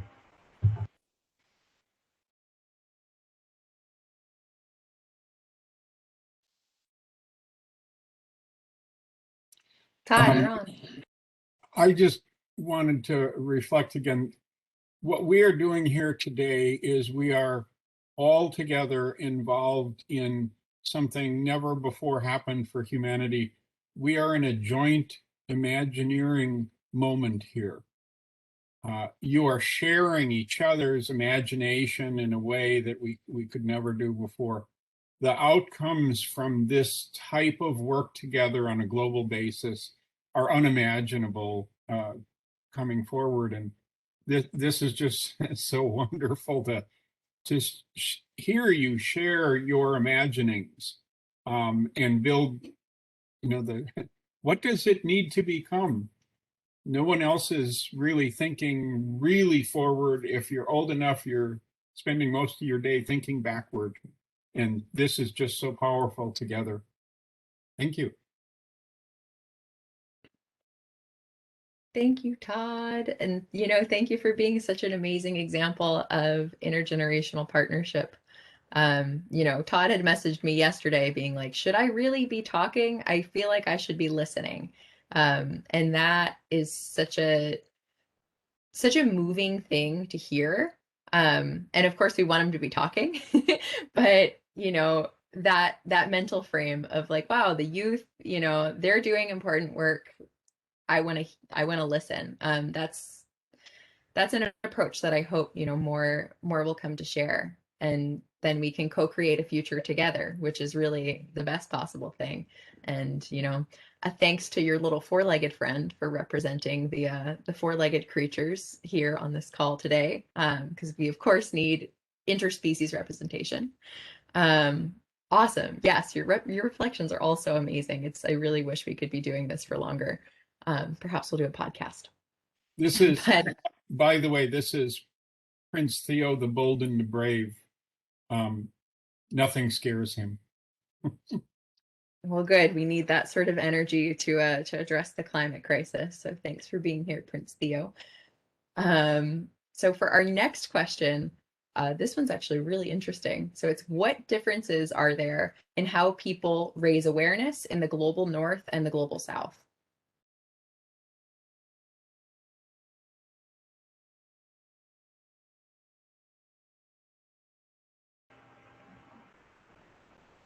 If I may take the question. Yeah. So when we talk about the differences in the approach we have regarding raising awareness in global North and global South, we have to understand the financial constraints for the first. When we talk about raise awareness in global South, like I being a global South youth, I have been involved in climate action initiatives, but however, the biggest constraint that we face in terms of fighting this climate crisis is about financial stability, which someday or the other, I do not find that in my colleagues who are from the global North to a great extent, because youth from global South are some way at this stage when they have to advocate for any kind of social change or anything of that sort. They are mostly occupied with different kinds of financial burden on them, family constraints. So that kind of that is a big barrier which somehow restricts them from taking up initiatives at the first place. And secondly, what I would like to say is we have to understand the difference in the kind of approach people have towards in the society. As we know, the global North is somewhat more educated. In case of education, also they have a better access to education. Plus, the opportunities that they get are kind of there is an imbalance. This is what we have. I have been presently. I have been following the subsidiary bodies meeting of the United Nations. So there also we feel that there is a big imbalance between people from the global North raising awareness and people from the global South. To attend any conference in the first of all, the location of the conferences are mostly global North. Plus, to attend those conferences, whoever is working in that field to represent their work, they have to spend a lot of money. So this kind of things are creating constraints. And the mindset also creates a very big problem, because people are not very receptive to take up the new kind of new or reimagine anything. They are very conservative with the kind of ideologies that they have. So that kind of broad perspective has to be brought into a consideration to raise awareness. So that is these are the some of the barriers that we face while raising awareness in the global South. Yeah. And if I can just build on that question real quick, expanding the global South to also maybe oppressed communities and minorities in the global North. What sort of differences do we see between wealthier and non-oppressed groups in the global North? And do we see any similarities between the way that minority groups in the global North express and raise awareness compared to the global South? I can only speak for the global north because that's where I live. But I think as far as raising awareness, I think so often that climate issues, environmental issues, the values along those things fall along party lines, they fall along educational lines, they fall along racial, economic lines. So understanding like the referent communities that you're going into and how they would be able to engage with those with specific topics. And it's something that's been happening here a lot because just there's been a lot of disengagement around certain communities as you start to talk about like communities that are quote unquote marginalized. And I don't like using that term, but you can't go into those communities and start talking to them about rainforests and desertification and ocean acidification when they're dealing with like overpollution in their communities. Or you're going to Native American lands and they're dealing with like pipelines and like the erasure of their sacred lands. And we want to talk about like polar bears or something. So just like understanding how to engage with these people and having like an intersectional lens, like understanding that, you know, abolition is climate change work and economic work and working for homeless communities is climate change work, and addressing like issues in trans communities is climate change works, and like how all of those intersectional issues become work for the environment as well. I think it takes like understanding, like I said, understanding the people that you're talking to, the community that you're talking to. I've worked in conservative populations, very like right-leaning conservative populations that don't necessarily believe in climate change, but it's like when we start talking about the economics of like institutionalizing solar energy and like wind energy in like Texas and like subsidizing farms for different sorts of things, like then they want to talk more about environmental issues. So like I think in the global north it falls into like values, and that usually fall along like something that you already hold to be true, whether it's your religious views of something, your racial views of something, your economic views of something. And it takes like understanding the audience and knowing your audience when you're talking about it. And that also works with politicians as well, what their specific values are when you're engaging with them on pushing a specific policy or addressing a certain topic. Um, yeah, and also educating people. I do a lot of work in essentially like Black advocacy spaces, and the topic now has been like, how are we talking about, if we're talking about environment or Black liberation and liberation of African American people and Afro people all around the diaspora, like how is that uniquely tied to environmental liberation and environmental work? So there's conversations that are being had, but I think it takes like understanding the community that you're talking to in the global north, at least, because there's all sorts of different sorts of mixtures, at least in America. Like we're just this melting pot of all different sorts of values and different sorts of ideations about what is important to us.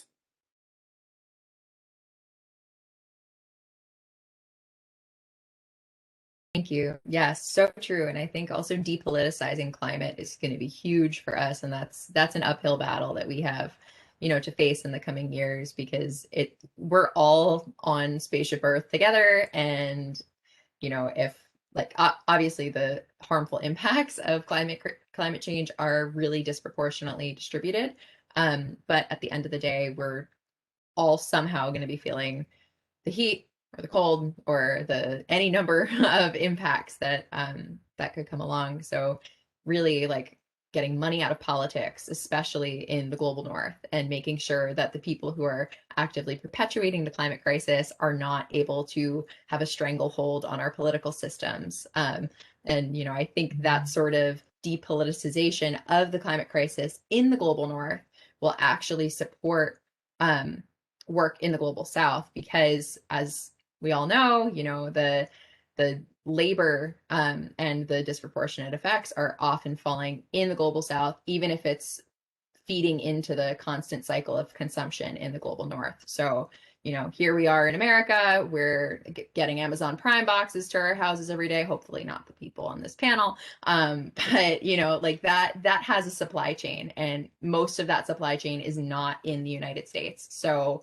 figuring out like, how do we do that work here and not expect, you know, countries like India, like China, like Thailand and Indonesia, who are doing a lot of the production of things to fuel our consumption. How do we take ownership of that here and address it here, so that, you know, we can then be supportive of these other countries as they're doing their work to try and transition towards a more just and sustainable future. Can I add two little things? Please. So the two things that I was going to also kind of add to maybe prompt other panelists, who knows. One is to kind of, the way at least I've been thinking about things is like a decomposition or a creation. So if there's like a, if we're trying to produce a shift or a change, there's has to be people working in the decomposing of the current system, and there has to be the people that are like imagining or building the pathways of the future system, and we're all needed in order to like move that toggle along, and that goes both north and south. And then the other, so that is one thing that I wanted to offer as a way of kind of expanding the way when we're talking about what advocacy looks like. So it's not just like advocating about the climate crisis. It can be anywhere on that spectrum.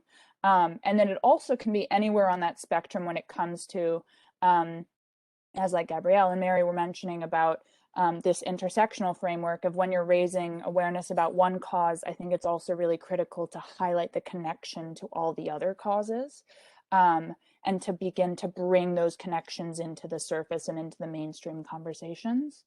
And then the other piece that I wanted to mention is the way when we're talking about what development pathways look like. And I think that they're, at least coming from the global north, and like part of my background was in kind of agriculture space, but like permaculture and different ways of imagining what is sustainable agriculture or farming, typically come from the global south, and then they lose that history and that credit in that process. And so I think from having experiences working in global health in countries like Ethiopia and Tanzania, there's not always an awareness of the values and the qualities that are existing in the places. Even amongst the people, sometimes the people do have that knowledge, sometimes they don't. But I think, and the same goes in the global north. So I think just there's work to be done as well of shifting the way when we're talking about what development pathways look like and where solutions lie, to I don't know what the right word is here, but like just like to elevate and highlight them across global north, global south, because I think there's a lot of learning that the global north needs to do from the global south.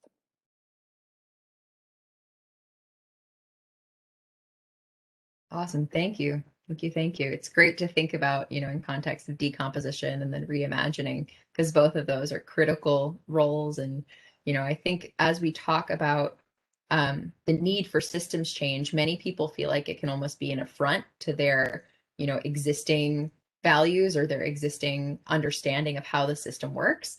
So I think offering that as like, okay, we're not saying, you have to destroy everything that's here and start from like the bottom up, which, arguably there's a place for that too. But that element of decomposition and reimagination is really, really beautiful, because it's an invitation into the process, even for the people who are currently perpetuating harms. So it's not like a us versus them type of thing. It's like a we're all in this together.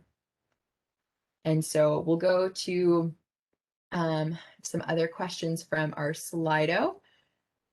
So why is intersectionality with climate justice such a difficult topic for so many to deal with? That's a good one. I see Mary over in her little box.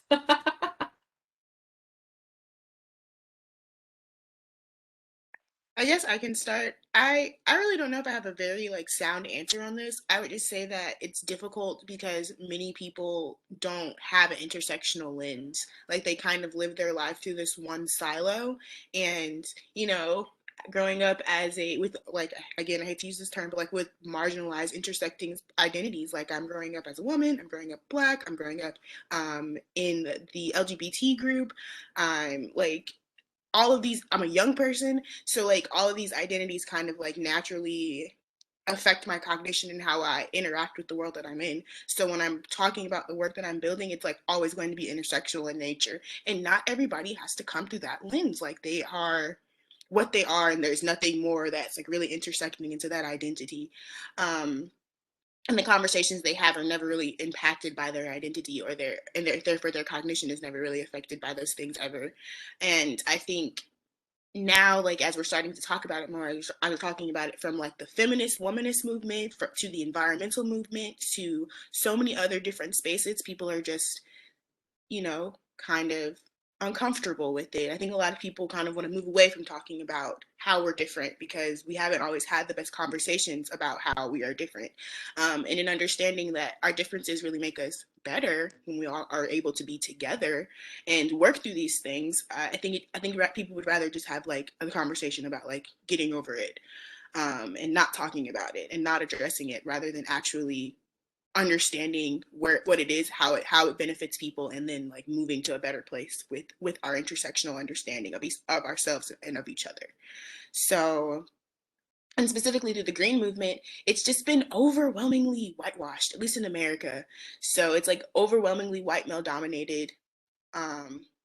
And so the conversations are like, how can you be working for environmental justice and be working for equity and be working for, a future for all people in regards to the climate, but you're not including different types of people in the conversations. And you're going into these communities and you're not including the issues that are important to them in the conversations. Like I said, we were talking about, for so long, the environmental movement was about rainforests and polar bears and the ozone, and not about overpollution, which is still such a vast issue in much of the world, especially in communities of color in America, or like, talking about like pipelines and things, and just like the things that actually affect the way people are living in the world. They weren't ready to have those conversations. I think in the last year, they've been more open to having those conversations now and addressing the legacy of how racism and capitalism and all these other isms are in place within the green organizations that are pushing for change and pushing for climate action. But I think it ultimately boils down to people just don't know how to have an intersectional lens because they've never had to have one before.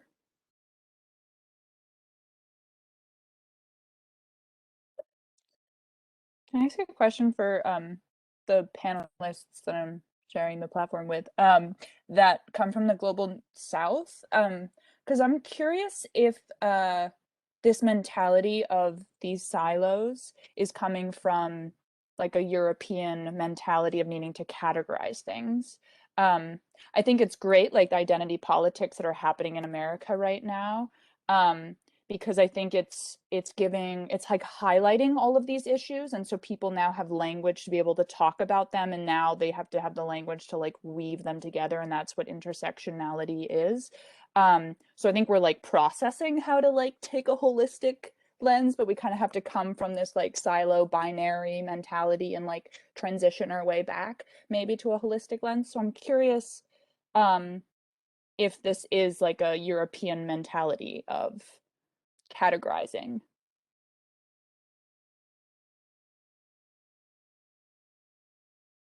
I mean, at least from my experience from India, I can tell you, like, I mean, climate action, like, when we talk to people in India, like we have many other problems.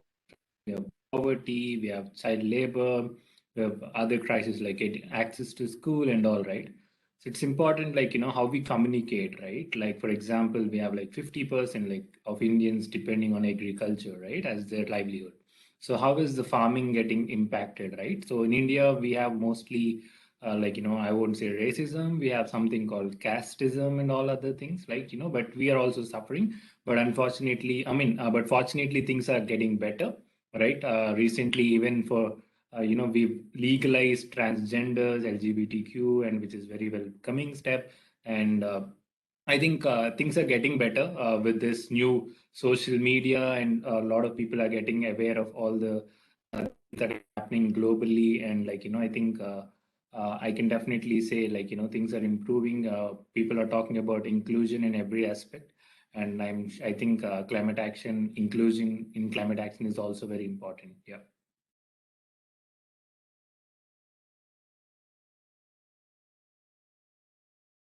Just like to add a little bit to it that when we talk about intersectionality, yeah, because people feel more connected to the cause.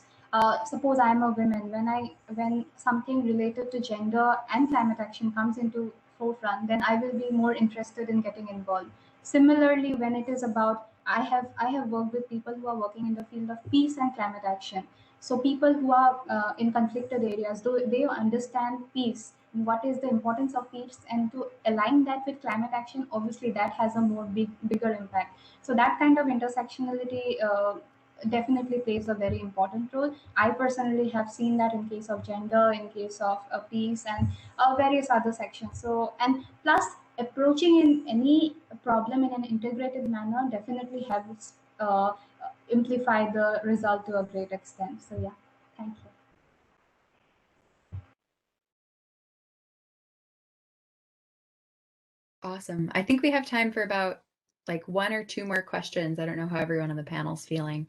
But this is really a fascinating discussion, and thank you for posing that question, Liv. And I think it plays into the greater conversation about, you know, the colonial mind and the lasting traumas that have come from that mindset of colonialism that prioritizes extraction of resources, not only from the lands, but from the people, and the commodification of everything. And so thinking about how to unpack that trauma, you know, in my case, half of my family is typical white Anglo-Saxon Protestants, and they lived in the South, and like that there's harm there. And so it's, how do we move past, you know, the shame, I think, that comes up for a lot of people in confronting the truth of their ancestors, and hold that shame too, and say, you know what, like I can choose differently for myself, but on that solid foundation of being like, I recognize what happened, and I want to do my part in making sure that I'm not continuing to perpetuate ongoing harms in these communities that have been adversely impacted by the decisions of my ancestors and the systems that are in place. So just continuing that, and also unpacking some of the desensitization that you know, that Liv was talking about earlier, where there's not that raw emotional experience of, oh my God, we're degrading the planet. Like, you know, we should be moved by that. And so it is a trauma response, but to not feel anything related to that. So, you know, in order to colonize others, white people first had to colonize themselves. And so there's a lot of ancestral work to do there, which we owe an enormous debt of gratitude to indigenous populations and other, you know, living, breathing cultures around the world that do have structures for ancestral work that we can perhaps look to as guides for doing our own digging and hopefully healing going forward. Sorry, that was a long tangent. But for one of our last questions, so sometimes the challenge of dismantling an entire system and building a new one seems overwhelming. How do you cope with that?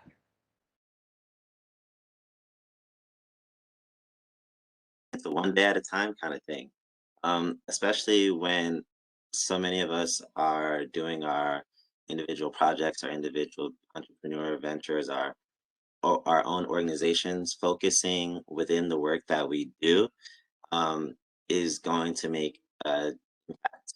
And I think maybe all of us know, like, there's so much work to be done that not just one person can create can have all that power to create all the problems in the world. But we know that we can solve some issues and that we can create some impact, some change with whatever we do. So I think it just starts within. I think it starts within our groups that we're involved in, own ventures, and our own communities.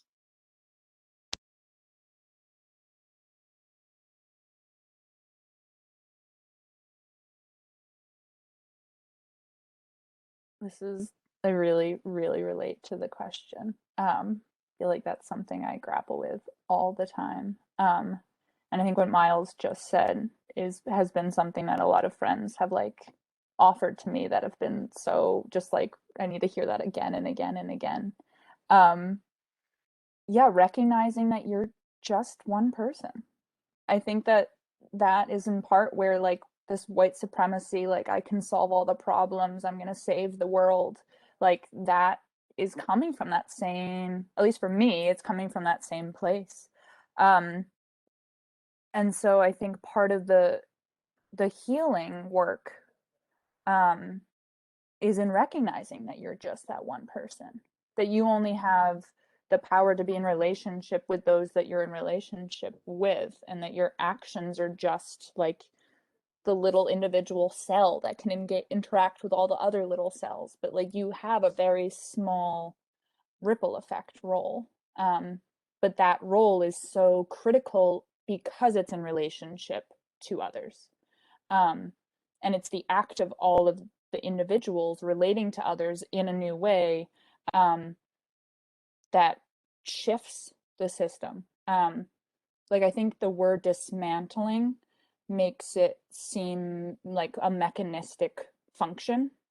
That makes it feel like it's one person that's going to be like that. As individuals, we can just like dismantle something. But it is more like an evolution. It's more biological. It would be my understanding of it. So it's more like the unicellular to multicellular transformation, where like lone little cells had to decide to collaborate together in order to suddenly birth life.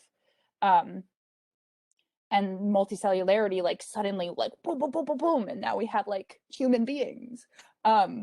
And I think that I'm gonna totally blank on your name. Was it Todd? Todd was mentioning how like with technology, we're able to connect across the globe. So like we're able to see and hear and find empathy and compassion across the globe. So our mentality of individual cells or individual nations, like suddenly I feel like my hope again is like that we're able to begin to connect these dots, and who knows, like the multicellular life jump, like who knows what's going to happen. Yeah, I don't know if that's helpful at all, but that's the way that I like to think about things. But yeah, Miles's thought, like initial thing is like, oh, love it. Thank you for repeating that. Just to piggyback off of both Liv and Miles, I think for me, I make the case for climate optimism with myself, because I think I spent so much time, especially when I was in like undergrad studying like environmental science, like, oh, we're gonna die. The planet, it's over for us. And like that was like the place that I was working from all the time. But when you're working from that like space, mentally, socially, metaphysically, it's just like not good for the work that you put out into the world. So now I revel in the fact that we are making efforts and there are things moving on the ground on all levels, all across the globe. And being in spaces like this, getting to hear and talk to people about the things that they're doing and how we're connecting and communing with each other, how you're communing with yourself. Nadine mentioned it earlier, but we were talking about it earlier yesterday, but the idea of rest is incredibly radical. Like it's a form of resistance. And I don't think we dive into that enough as organizers, as people who are, you know, trying to make change and be the change that we want to be. We're constantly the spearhead, just going into everything in the thick of it.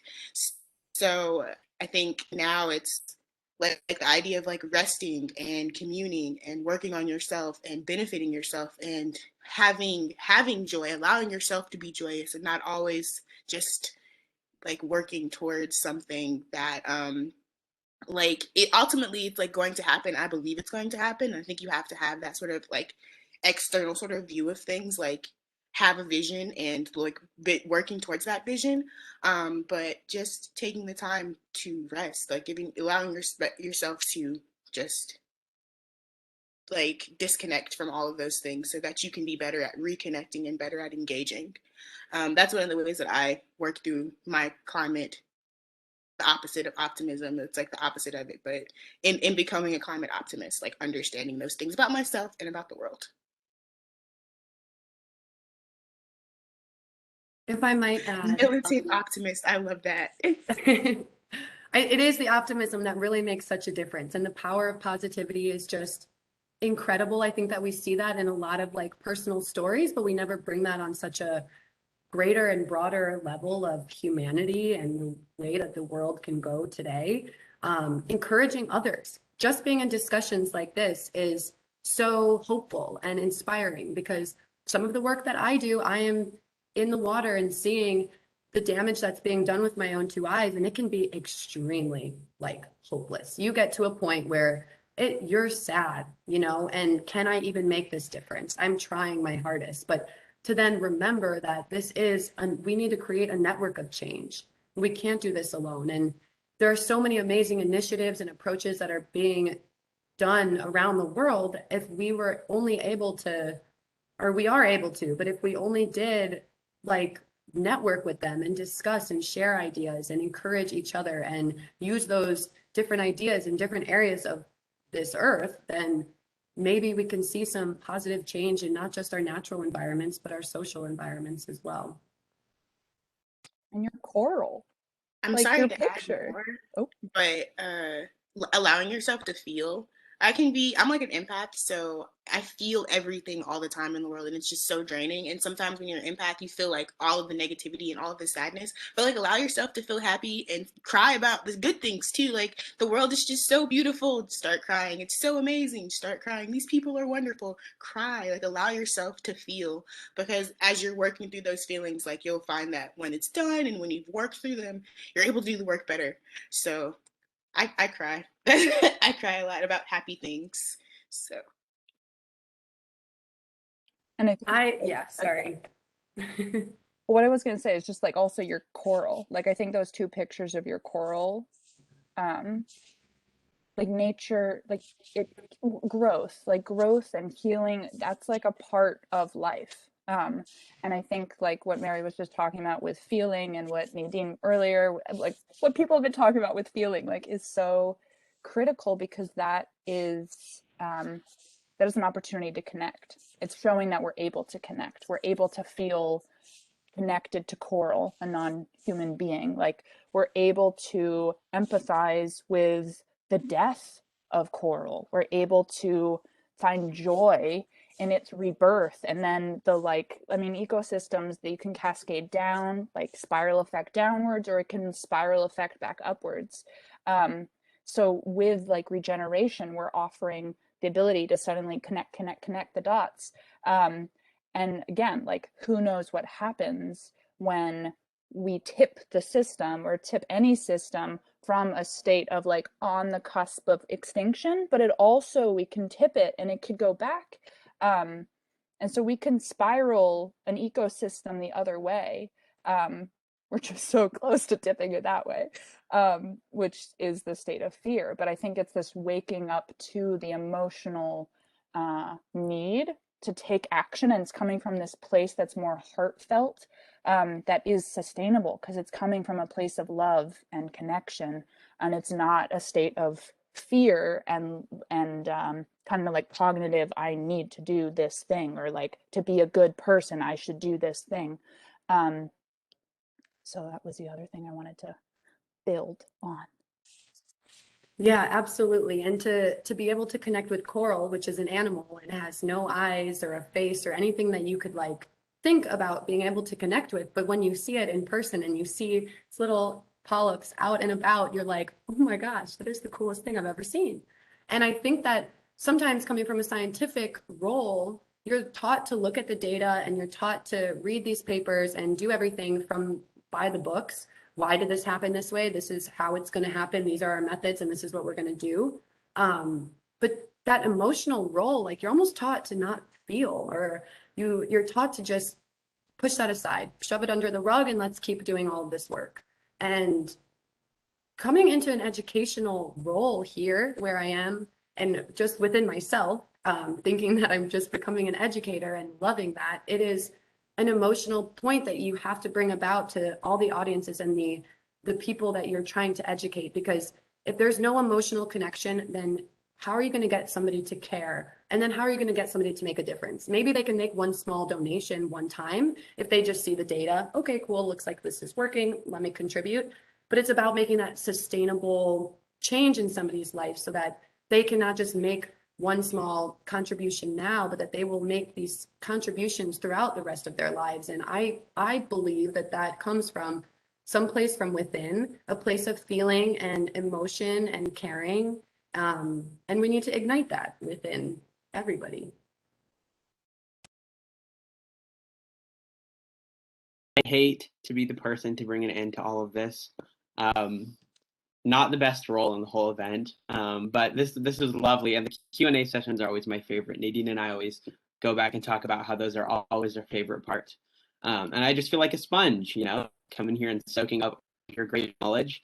And you guys don't know it, but I've stolen all of your good thoughts and feelings, and that's gonna make me a better sponge. So thank you to all of you, and thank you to everyone tuning in. Those of you that stuck with us. This recording will be posted on the GYC80 YouTube page as well as our website. So do keep posted. Feel free to join our mailing list on gyc@gycad.org for future updates, events, possible future LCJC series. And we'll keep you posted there on our social media channels. Y'all are in the know. It's not too hard to say. But thank you again for taking the last 2 plus a little bit of hours of your lives and your busy schedules to spend some time with us and hear from these incredible speakers, because I definitely picked up a couple of things that are changing my worldview. So it's just one-on-ones. I'm lucky to host all of our wonderful speakers, each of our co-sponsors, everyone tuning in, and stay safe out there the rest of your weekend. Thank you, everyone. Thank you. This was awesome.